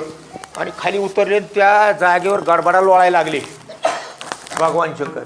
ती पार्वती माता म्हणल्या, तुम्हाला काही येडबीड लागा, आधीच तरी येड आहेत तुम्ही, मला काय कळत नाही. आमचे बाप म्हणले होते, म्हणले नको त्याला वरू नको, ते सगळं लग्न करू नको, तरी म्हणले बळच मी लग्न तुमच्याकडे केले. आता तरी येडेपणा सोडून द्या. असं खाली मातीत काय म्हणून लोळताय? त्यावेळेस भगवान शंकरांनी सांगितलं, पार्वती मी लोळतो ते फुकट नाही, आणि मी लोळतो ते फुकट खोटं नाही. या ठिकाणी फार मोठा महात्मा समाधी, याच्याकरता आळंदीला समाधी. तिसरं कारण तुम्हाला सांगतो. इंद्र यवनिया भूमीसी, इंद्र जो स्वर्गाधिपती झाला, स्वर्गातला राजा झाला, तप कुठं केलंय? आळंदीला. आळंदीत तप करून पुन्हा स्वर्गाचा राजा झाला. इंद्र यवनिया भूमीसी, याग संपादिले अहर्निशी, इंद्रायणी इंदोरेशी, यापासून पंचक्रोशी, येथे त्रिवेणी गुप्त असे, भैरवापासून भागीरथी बसे, पूर्ववटी जे माया दिसे, ते प्रत्यक्ष दान पार्वती. म्हणून आळंदी हे गाव, दैवताचे नाव सिद्धेश्वर, आणि तिथंच तुम्हाला समाधी आहे. कारण का, त्याच जागेवर तुम्ही मागं 108 वेळा समाधी घेतली. अष्टोत्तरशे वेळा साधिनी समाधी, याची नवीन समाधी नाही. मागं 108 वेळा ज्ञानोबांनी त्याच जागेवर समाधी घेतलेली आहे. आणि 108 प्रळय झाले, पृथ्वी निराखस झाली, पृथ्वीच राहिली नाही, सप्तपाताळ राहिली नाहीत, 21 स्वर्ग राहिली नाहीत, 14 भुवनं राहिली नाहीत, सगळं जळून खाक झालं, सगळं पाण्यामध्ये बुडालं. पाणी किती? पावसाचं पाणी सत्यलोकाला गेलं. स्वर्गाच्या वरी 400 कोटी योजन वर ते पाणी गेलं. आणि चहामध्ये, दुधामध्ये बिस्किट जसं विरघळून जावं बरं का, तशी पृथ्वी त्याच्यामध्ये विरघळून गेली. आणि ती मग पुन्हा तेव्हापासून प्रत्येक वेळेस प्रळय झाला, प्रत्येक वेळेस महाप्रळय झाला की प्रत्येक वेळेस पुन्हा मग क्रतायुग, पुन्हा त्रेतायुग, पुन्हा द्वापारयुग, पुन्हा कलियुग आणि पुन्हा कलियुगामध्ये ज्ञानोबाचा अवतार. असे प्रत्येक कलियुगामध्ये अवतार झाले. आम्ही सुद्धा होतो, प्रत्येक युगामध्ये होतोच, त्यांच्याबरोबर होतोच. असे 108 वेळा तुम्ही तिथं समाधी घेतली, म्हणून तिथं समाधी आहे.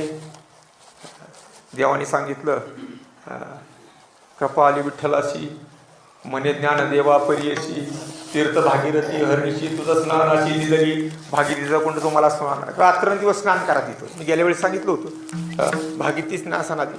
बरं का, कार्तिक शुद्ध एकादशी पंढरी यात्रा होईल सरीशी, दुसरी कृष्ण पक्षी निर्धारीशी तुझं दिदली असेल. हे ऐकोनी संतजनी जय जयकार केला ध्वनी, दिंड्या पताका मेळ गगनी, देवस मने वर्षकाती. सगळ्याला आनंद झाला, काही दुःखी झाली बरं का. पण भगवान परमात्म्याच्या नामचिंतनामध्ये जयघोषामध्ये सगळ्या आनंदानं घोष केला. ज्ञानेश्वर महाराज की. आणि मग तिथून तयारी, कार्तिक वारी संपलेली आहे. निवृत्तीनाथ सोपान काका मुक्ताबाई ज्ञानेश्वर महाराज आळंदीला आले. कार्तिक वारी झालेली आहे. काल्याचा दिवस आहे पौर्णिमेचा. पौर्णिमे दिवशी संध्याकाळी दिंड्या निघाल्या. पंढरीचा पोहाला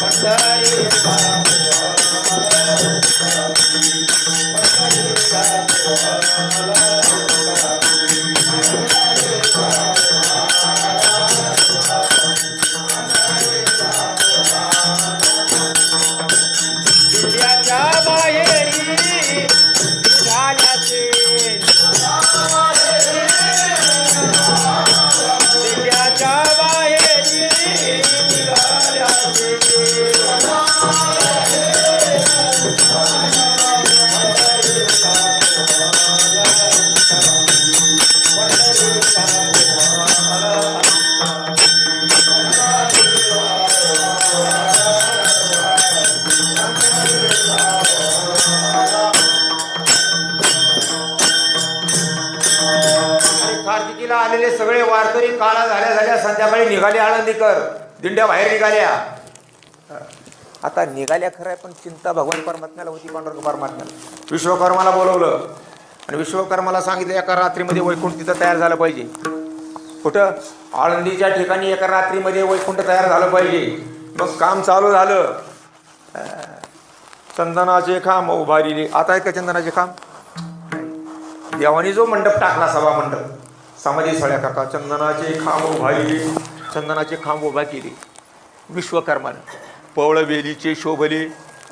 वेली म्हणजे झाडं, आपण त्याला वेल म्हणतो का नाही, त्या वेलाला काय लागली होती माहिती आहे का? पवळे, मोती पवळे आपण त्याला. पवळ वेलीचे शोभले, नानापरी घोस विस्तारिले. नामदेव महाराज वर्णन करतात, पवळ वेलीचे शोभले बरं का. मुक्ताफळाचे घोस मिरवले, रत्नखचित दामोदरी. रत्नाचे घोस मंडपाला. पण मंडप एक नाही बरं का, 20 किलोमीटरचा मंडप. हे सामान्य मंडप नाही महाराज, 20 किलोमीटरचा मंडप हे सगळं तयार झालं महाराज.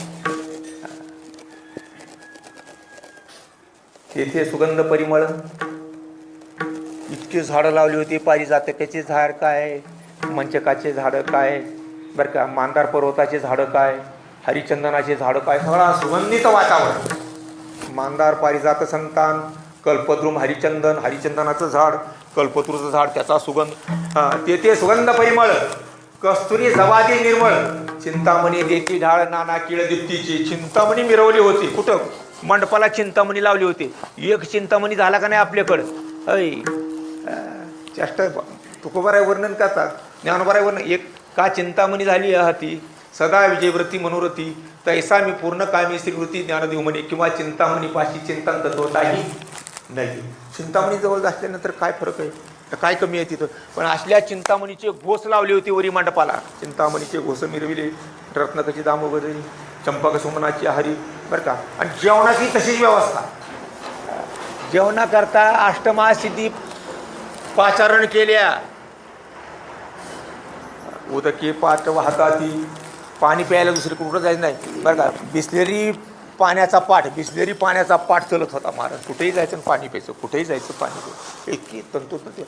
दुधाच्या पाईपलाईन बरं का, तुपाच्या पाईपलाईन करीलच हे काय नो हे ना महाराज.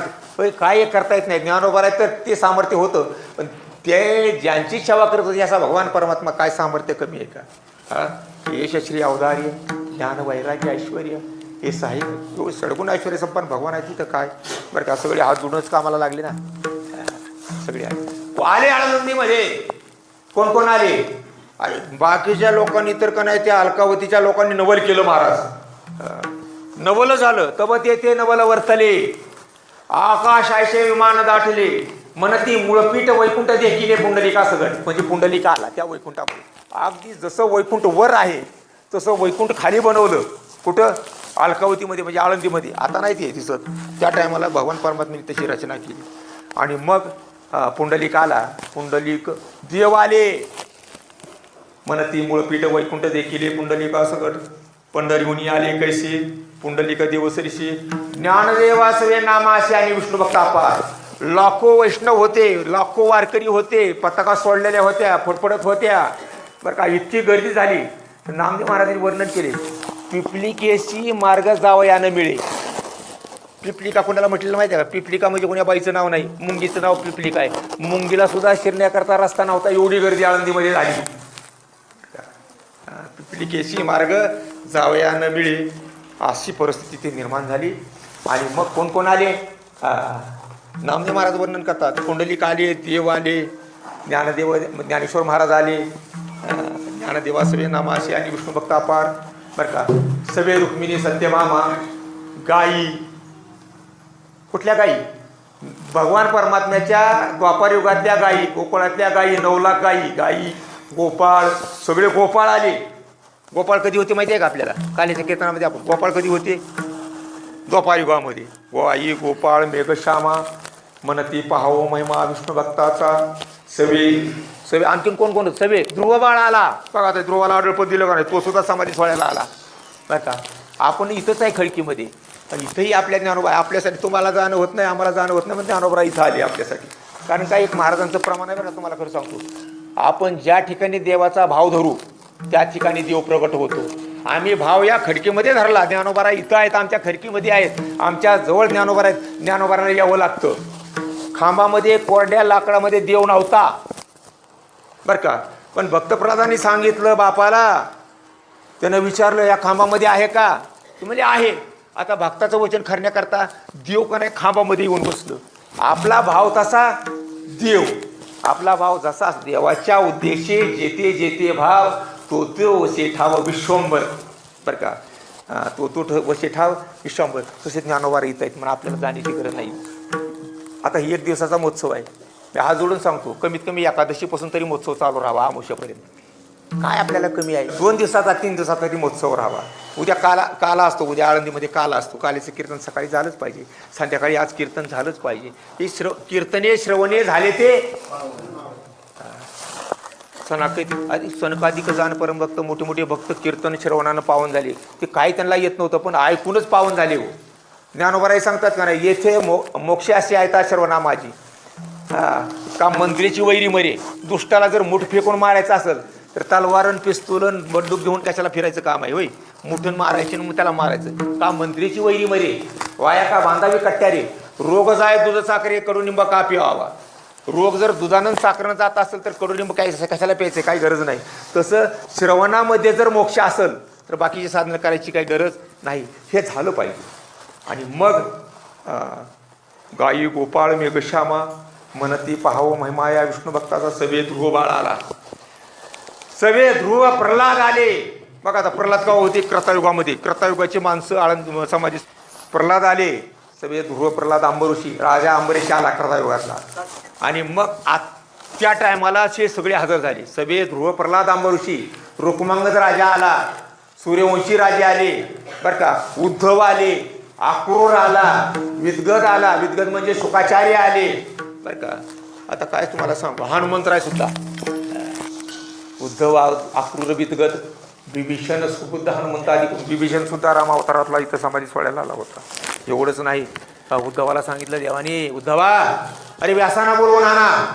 आता व्यास कधीचे आहेत माहिती आहे का तुम्हाला? सगळ्याला माहिती आहे, सगळे ज्ञानी लोक इथं कीर्तन ऐकत नाही. व्यास आले, त्यांची पूजा केली. वाल्मिकाला बोलवून आणलं. त्रेतायुगातले वाल्मिक होते ना. आता त्रेतायुगामध्ये वाल्मिक होते असं म्हणताय आपण, खरं आहे बरं का? रामायण कधी लिहिलं? राम अवतार कधी झाला? त्रेतायुगामध्ये. रामायण कधी लिहिलं? केले रामायण रामाआधी. कुणी केलं? वाल्मिकाने केलं. मग आता रामाच्या अगोदर, राम जन्माच्या अगोदर जर रामायण लिहून ठेवलं तर ते वाल्मिकावाचा असेल. तो वाल्मिक आला, मग व्यासपूजा सारिली, तैशी वाल्मिकाची केली. वशिष्ठ ऋषी आले, विश्वामित्र आले, शुकाचार्य सगळे आले, 80 सहस्र ऋषी आले, सगळे समाधी सोहळ्याला हजर आहे. आता अष्टमीपासून समाधी सोहळा सुरुवात झाला. अष्टमीपासून, अष्टमीला तळ टाकली. आता तळ मोठा मंडप आहे, समाधी मंडप मोठा केला होता, पण बाहेर तळ टाकली होती, मोठी मोठी पालं दिली होती. पालामध्ये वाटते राहायचे. सकाळी भजन चालू झालं. हे सकाळी कीर्तन, दुपारी भोजन, संध्याकाळी पुन्हा कीर्तन. व्यासाचं प्रवचन व्हायचं, कधी वशिष्ठाचं प्रवचन व्हायचं, कधी नारदाचं कीर्तन व्हायचं, कधी इंद्रानं पकवाज वाजवा. इंद्र आला होता, ब्रह्मदेव आला होता. इंद्रचंद्र देव येती,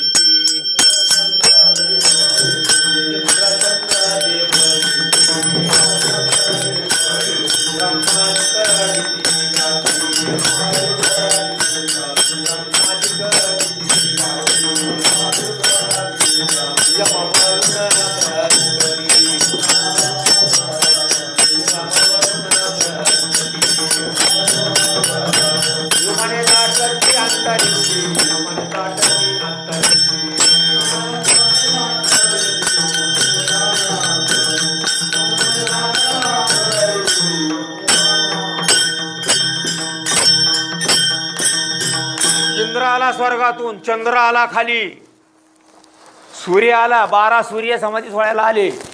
इंद्रचंद्र देव येती. ब्रह्मादिक लोक आले, ब्रह्मादिक देव आले, ब्रह्मदेव आला, त्याचे सगळे लोक आले समाधी सोहळ्याला. ब्रह्मादिक गीत गाती. तिथं भजनच करायला लागले ज्ञानोबारायच्या मंडपामध्ये. ब्रह्मादिक गीत गाती. यम आला. यम, एरवी नामदेव महाराज काय प्रमाण देतात माहिती आहे का ज्ञानोबारायबद्दल?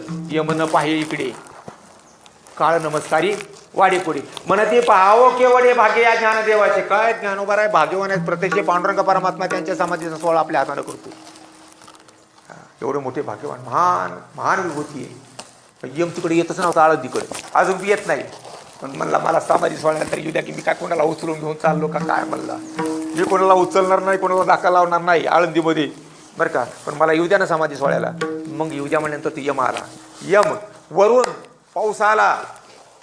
बृहस्पती आले, देवाचे गुरु. यम वरून बृहस्पती विमाने दाटती अंतरिक्षी. अंतराळमध्ये त्यांची विमानं बरं का थांबल्या गेली. पुष्पवृष्टी करू लागली. अष्टमी गेली. नवमीचा दिवस उजाडला. पुन्हा नवमीला पहाटे काकडा. वारकरी काकडा करायची काही एक होतं का तिथं? मुक्ताई होत्या, सोपान काका होते, गुरुबा काका होते, नरहरी महाराज, सगळी संत मंडळी तिथं. नामामने संत का साबिस सारे सगळे संत त्या ठिकाणी हजर होते. वारकरी हजर होते, वैष्णव हजर होते. सकाळी काकडा व्हायचा, सकाळी कीर्तन व्हायचं 8 ते 10, दुपारी भोजन व्हायचं, 4ला भजन व्हायचं, संध्याकाळी पुन्हा प्रवचन व्यासाचं व्हायचं, नाही तर वशिष्ठाचं प्रवचन व्हायचं बरं का. आणि संध्याकाळी पुन्हा कीर्तन कोणाच तरी व्हायचं. कधी निवृत्तीनाथाचं कीर्तन करावं, कधी सोपान काकांनी कीर्तन करावं, कधी ज्ञानोबारांनी कीर्तन करावं, कधी नारदांनी कीर्तन करावं, कधी व्यासांनी कीर्तन करावं. कीर्तनाचे नियम चालूच दररोजच्या दररोज. दशमी उजाडली. दशमी उजाडली. नामदेव महाराज वर्णन करतात. दशमी प्रस्थानाचा समयू,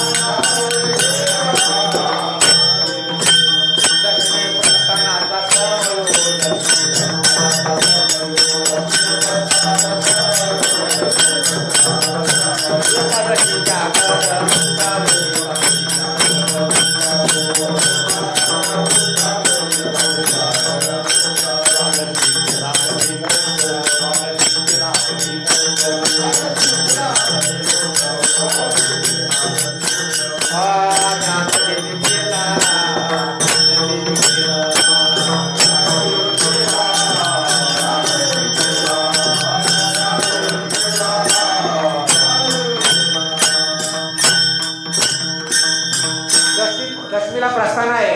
दशमी दिवशी 4-6चं भोजन झालेलं आहे. आता संध्याकाळी कीर्तन कुठं? सिद्धेश्वर मंदिराच्या समोर. कोणाचं कीर्तन आहे? निवृत्तीनाथाचं. सिद्धेश्वराच्या मंदिरासमोर निवृत्तीनाथांनी कीर्तन करावं. दशमी गेली, ज्या कीर्तन झालं, रात्री जागर झाला, एकादशी उजाडली. आता एकादशी दिवशी एक महापूजा आहे ज्ञानोबारायला. ते नामदेव महाराज वर्णन करतात. नामा म्हणे सकळ तीर्थराजा, तया मुक्ती कैशी सहजा, एकादशी तिथली पूजा तया ज्ञानदेवाशी. एकादशी दिवशी महापूजा केली. एकादशी पूजा झाली, सकाळचं कीर्तन झालं, पूजा झाली, पंक्ती झाल्या.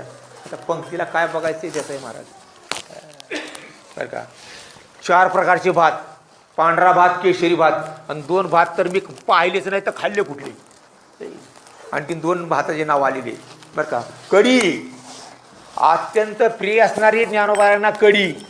ज्ञानोबाराच्या आवडीच्या 2च वस्तू होत्या, कढी आणि मुगाचं वरण. वरी मिरवे मुगाचे वरण, वरी मिरवे मुगाचे वरण, कथिका वाढली संपूर्ण, नाना कोरिके विस्तीर्ण, रुक्मिणी वाढी तसे. वाढायला कोण आहे? रुक्मिणी माता लक्ष्मी वाढायला. किती प्रकारच्या भाज्या होत्या, किती प्रकारचे भात होते आणि किती प्रकारचं षडरस आणि काय अन्न होतं, काय घमघमाट होता, नामदेव महाराजांनी वर्णन करू जाणं. आपल्याला वर्णन त्याचं होत नाही. आणि पंक्ती बसायच्या महाराज. आणि एकादशी झाली, द्वादशी सकाळी उजळली बरं का. द्वादशीची पंगत आहे, पंगत झाली, सकाळी कीर्तन झालं, दुपारी पंगत झाली, संध्याकाळी व्यासांचं कीर्तन झालं. आणि कीर्तन झाल्यानंतर संध्याकाळी बरं का पुन्हा जागर झाला. आधी जागर झाल्यानंतर नामदेव महाराजांना देवानी बोलवलं. नामदेवा, द्वादशी मागं पडली, उद्या महाउत्सव त्रयोदशी. उद्या उत्सव आहे, महाउत्सव आहे, समाधीचा दिवस आहे उद्याचा. महाउत्सव त्रयोदशी केला त्या ज्ञानदेवाशी. मग नामा म्हणे विठोबाशी, चरण धरून या समाधी सुपथ दिले देवा. ज्ञानांजन अलंकापुरी देवा, अजानवक्षी मी जवळ लावा. या आपल्यासाठी ज्ञानोबराय, ज्ञानोबरायसाठी आपण नाही, ज्ञानोबरायसाठी आपण नाही, पण ज्ञानोबराय आपल्यासाठी. नामदेव महाराजाचं फार सुंदर बदल आहे. राजे यवन भ्रष्ट झाले कलियुगामध्ये, ठाई ठाई दोष घडले, पाप घडले. मग ही अवतार घेतले कलिदोष हरावया. संतांनी म्हणजे निवृत्तीनाथांनी अवतार घेतला, ज्ञानोबारांनी अवतार घेतला. सोपान काका पुन्हा करता. मी नेहमी सांगत असतो, मोटरसायकलला गती कुत्र्याला खपत नाही. मोटरसायकल पळायली ना कुत्र्याला खपत नाही, ती मोटरसायकलच्या मागं लागतं बरं का. आणि शेजाऱ्याला प्रगती खपत नाही. एखादी बिल्डिंग मागायला, चांगलं घर बांधायला, मग कर्जानं का बांधना, बँकेच्या लोनवर का बांधना, कुठं का बांधना बरं का. पण ते शेजाऱ्याला खपत नाही. शेजाऱ्याला प्रगती खपत नाही, कुत्र्याला गती खपत नाही. आमच्या संत महात्म्याला अधोगती जीवाची झालेली, अधोगती जीवाचा झालेला नरकवास, हे जीव दुःख भोगालेले, जन्ममरणाचे फेरे भोगायलेले, गर्भवासाचं दुःख भोगायले, हे संतांना खपत नाही. कारण का? त्यांची जात वेगळी आहे. ऐशी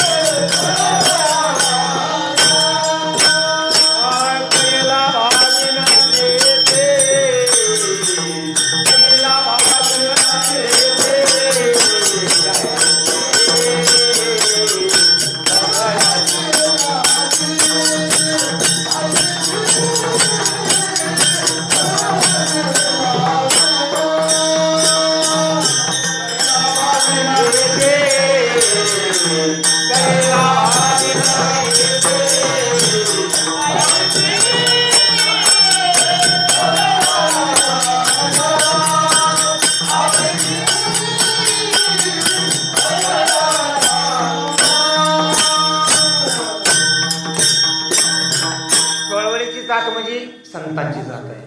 तुकोबाराय म्हणतात का नाही, बुडता हे जल न देखवे डोळा, येतो कळवळा म्हणून या उपकारासाठी केले उपाय, येणे विन काय चाळामा. अरे आम्ही स्वतः देवरूप आहोत, पण आम्हाला मानव शरीर धारण का करावं लागलं तुमच्या करता, त्या कलियुगातल्या लोकांकरता, त्यांच्या उद्धाराकरता आम्ही मानव शरीर धारण केले. नाही तर तुकोबाराय सामान्य नाहीत. ऐशा अनंता माझी तू अनंत, लीलावेश्वर जगत त्राता, जगाला तारणारे तुकोबाराय तर जगाला तारण्याकरता आली होती. पण लीलावेश होता त्यांचा. जसा भगवान परमात्मा अविनाशी आहे, तसे तुकोबाराय सुद्धा अविनाशी तत्व आहे. पण ते जगाच्या उद्धाराकरता मानव शरीर धारण, याच्याकरता ते आले. उदळावया लो वाटा, भक्तीच्या वाटा मळीन झाल्या, त्याच्यावर इच्छा, भोग, पैशाची आसक्ती,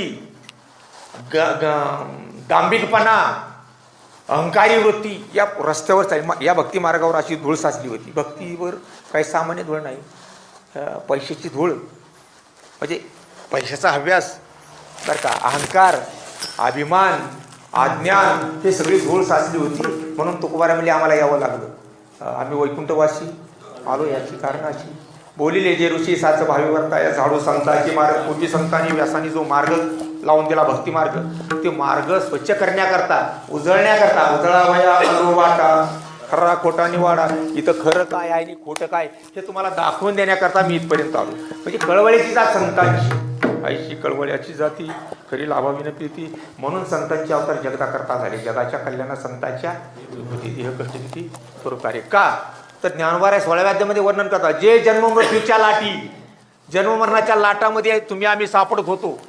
जन्मायचं मरायचं, जन्मायचं मरायचं, दुःख भोगायचं, पुन्हा गर्भवास, पुन्हा 84 लक्ष योनी, बरं का, हे त्यांना पावलं नाही. जे जन्ममृत्यूच्या लाटी, झळबती या सृष्टी, ते देखून या पोटी ऐशी झाली. आणि हे बघून दुःख, जगाचं दुःख बघून त्यांच्या पोटामध्ये कळवळा निर्माण झाला, कळव्याची जाती, आणि म्हणून ते इथपर्यंत आले. म्हणून बरं का नामदेव महाराज सुद्धा वर्णन करतात, निवृत्ती ज्ञानदेव पहावं मनुष्यरूपी अवतरले. ते असताना कोण आहेत? सोपान काका ब्रह्मदेव आहेत, काय गरज होती इथे यायची? निवृत्तीनाथ भगवान शंकर आहेत, काय गरज होती इथवर यायची? ज्ञानोबाराय विष्णूचा अवतार आहे, इथपर्यंत यायची काय गरज होती? मानव शरीर धरायची काय गरज होती तुमच्या आमच्या करता? आम्हासाठी अवतार, हे आमच्यासाठी अवतार घेतले. आणि म्हणून बरं का नामदेव महाराज वर्णन करतात, बरं का, माग अनंत भक्त झाले, मागे अनंत भक्त झाले, पुढेही भविष्य बोलिले, मागही अनंत भक्त होऊन गेले, पुढेही भविष्य बोलले, पुढेही होतील भक्त. परी निवृत्ती ज्ञानदेव सोडविले अपार जीवजंतू. ज्ञानेश्वर महाराजांनी निवृत्तीनाथ जर सोडले तरी बाकी जीवजंतूच हरवायचे. इतके इतके महान विभूती होत्या या, आणि हे जगाच्या कल्याणाकरता आल्या होत्या. म्हणून महाराज सांगता, अवतार तुम्हा धराया कारण, उद्धरावे जनतळ जीव महास्त्रयोदशी. म्हणजे दिवस उजाडला, संवादी प्रसंगाची तयारी झाली. आता सकाळी सकाळी काय केलं माहिती आहे का? त्रयोदशी दिवशी भागीरथीच्या जलानं स्नान घातलं. कारण का भागीरथी गंगा म्हणजे ज्ञानोबारायांना देऊन टाकली होती स्नानाकरता एकट्यानंच, बरं का. तीर्थ भागीरथी अहर्निशी तुझं स्नानाची दिली, त्या भागीरथीनं स्नान घातलं. महाराज स्नान घातलं, नवीन पोशाख पेहराव स्वाधीन केला, पेहराव घातला, फेटा बांधला, बरं का, पंक्ती बसवल्या, सगळे जेवायला बसले महाराज. तिथे जेवायचं राहिलं कोण आहे? नामदेव महाराज, निवृत्तीनाथ, सोपान काका, मुक्ताबाई. म्हणजे जीव द्यायला पहिल्या पंक्ती उठू द्या, आपण नंतर जीव. ज्ञानेश्वर महाराज नंतर जीव आपण. रुक्मिणीचं लक्ष गेलं, रुक्मिणी मातेचं. बरं का, रुक्मिणी माता देवाला म्हणतात, रुक्मिणी देवा म्हणत तसे रुक्मिणी, नामाना बुजावणी, आपुलेनी हाती चक्रपाणी, त्याशी ग्रासगार. ज्ञानोबारायाला एवढं दुःख झालं नामदेव महाराजांना, कारण का सगळं आठवायला लागलं. तीर्थयात्रेमध्ये काय प्रसंग घडले, भक्तीचा विस्तार कसा केला, वैराग्याचं गोष्टी कशा ऐकल्या, ज्ञानाच्या गोष्टी कशा ऐकल्या, भजनाच्या गोष्टी कशा ऐकल्या, ही संगती त्यांना फार आनंददायक ठरली. पण आता ज्ञानोबाराय बरं का आपल्याला सोडून जाणार, याच्यामुळे नामदेव महाराज फार दुःखी झाले. नामानं राही खेद करू, दुःख करता राहीना गेले, केशव ठेवी अभय करू, म्हणे तू दुःखी या गोष्टी तू ज्ञानदेवा कारण. अरे तू माझं ऐक म्हणले नामदेवा. देव म्हणले, अरे उगतच तू खंती करतोस. अरे ज्ञानदेव ज्ञानगुरु, ज्ञानदेव ज्ञानागुरु, ज्ञानदेव भवसिंधू तारू सरता प्रयासे. ज्ञानदेव हाची देव आहे, मी काय ज्ञानदेव वेगळा आहे का? प्रगट हुई बोली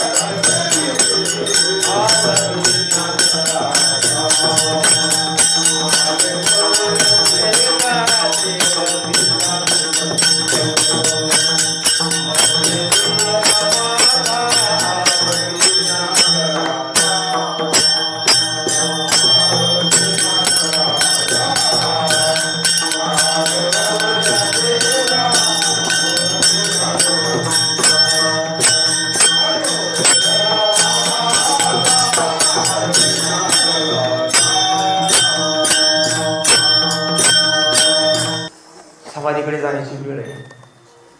सगळे दुःखी आहेत. किती दुःखी.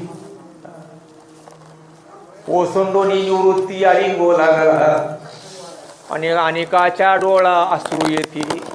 अरे निवृत्ती नाताना भान नाही. मोठ्यानं हमरडा फोडला ज्ञाना.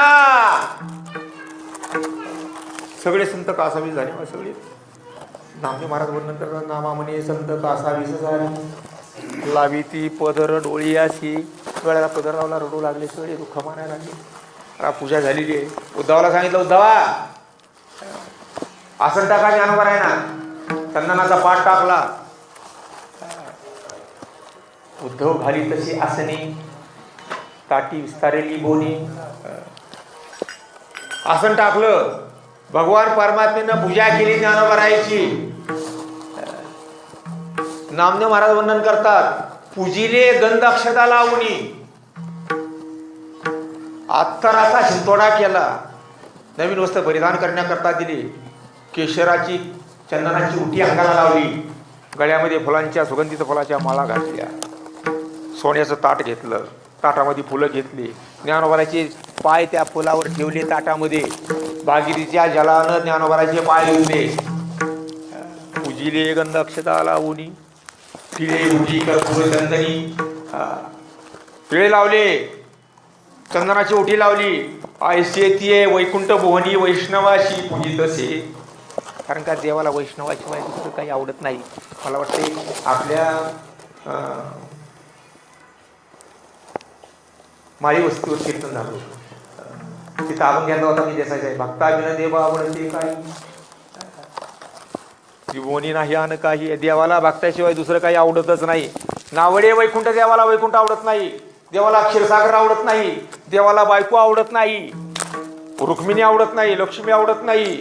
देवाला शेष आवडत नाही. देवाला गरुड आवडत नाही. न राये क्षण काही वैकुंठी क्षीरसागर तिपुटी.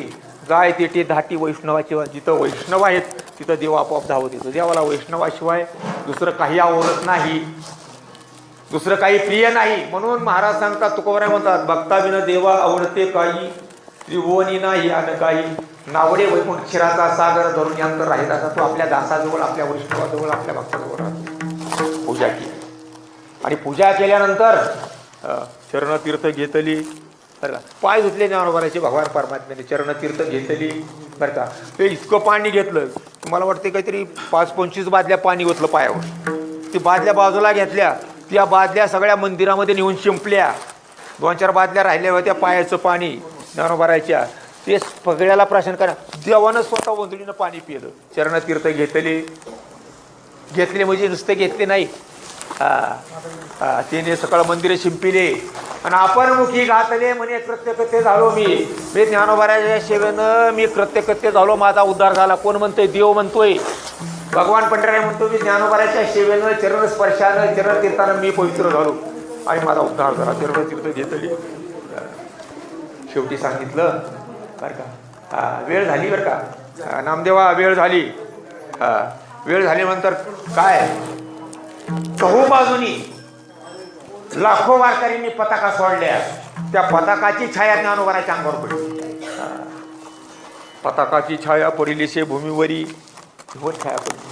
भगवान परमात्म्यानं आपलं सुदर्शन चक्राची छाया ज्ञानोबावर धरली बरं का. निवृत्तीनाथ ओसंडून रडू लागले बरं का. मागचं दुःख आठवू लागले. काय सांगावं. निवृत्तीनाथ म्हणतात, माय बापे आम्हा त्यजिले जेव्हा, ज्यावेळेस आई वडिलांनी आमचा त्याग केला, देहांत प्रायश्चित घेतलं विठ्ठलांनी रुक्मिणीनं, त्यावेळेस तेव्हापासून एवढं आम्हाला दुःख कधी झालं नाही. ते ज्ञानोबा निघाल्यानंतर दुःख झालं. एवढे दुःख तेव्हा झाले नाही. मोठा वाईट प्रसंग आणि दुःखाचा प्रसंग होता बरं का. सोपान मुक्ताई सांडिती शरीरा, मुक्ताईनं शरीर टाकून दिलं. मूर्छा आली, मुक्ताई पडल्या, सोपान काका खाली पडले. त्यांना सावरता ही राही रुक्मिणी सत्यमामा त्यांना समजता आणि त्यांना त्यांचं सांत्वन करता करता त्यांचं नाकीनं वाढ बरं का. आणि मग शेवटी बरं का भगवान परमात्म्याने निवृत्तीनाथाने ज्ञानोबाराच्या दोन्ही दंडाला धरलं. इकडून निवृत्तीनाथ उजवीकडून, डावीकडून भगवान बनले. देव निवृत्ती आणि धरले दोन्ही कर, जातो ज्ञानेश्वर वैसावया. ज्ञानोबारी निघाली. कुंडली कबरला हरी विठ्ठल श्री ज्ञानदेव तुकाराम गजर झाला. शेवटी नारा विठा गोंदा महादा यांनी पण ज्ञानोबारीची पूजा केली. कारण का समाधीची जागा त्यांनी स्वच्छ केली होती. जी जुनाट समाधी होती का नाही, ते जुनाट समाधीची जागा नारा विटा गोंदा माधवा ही नामदेवाची पोरं ती पुढे गेली आणि ती समाधी स्वच्छ केली. आतलं झाडून काढलं सगळं, जे म्हणजे एकदम स्वच्छता करून टाकली. आणि खरंच प्रेम होतं. नारा विटा गोंदा महादाचं ज्ञानोबारावर प्रेम होतं. ज्ञानोबाचं प्रेम त्यांच्यावर होतं. जाणं येणं नेहमीचं चालू होतं. त्यांनाही वाईट वाटू लागलं आणि दोघंजण समाधी स्थानाकडे निघाले बरं का. देव म्हणे ज्ञाना होई सावधान, उठा उठा. देव म्हणे ज्ञाना होई सावधान. माग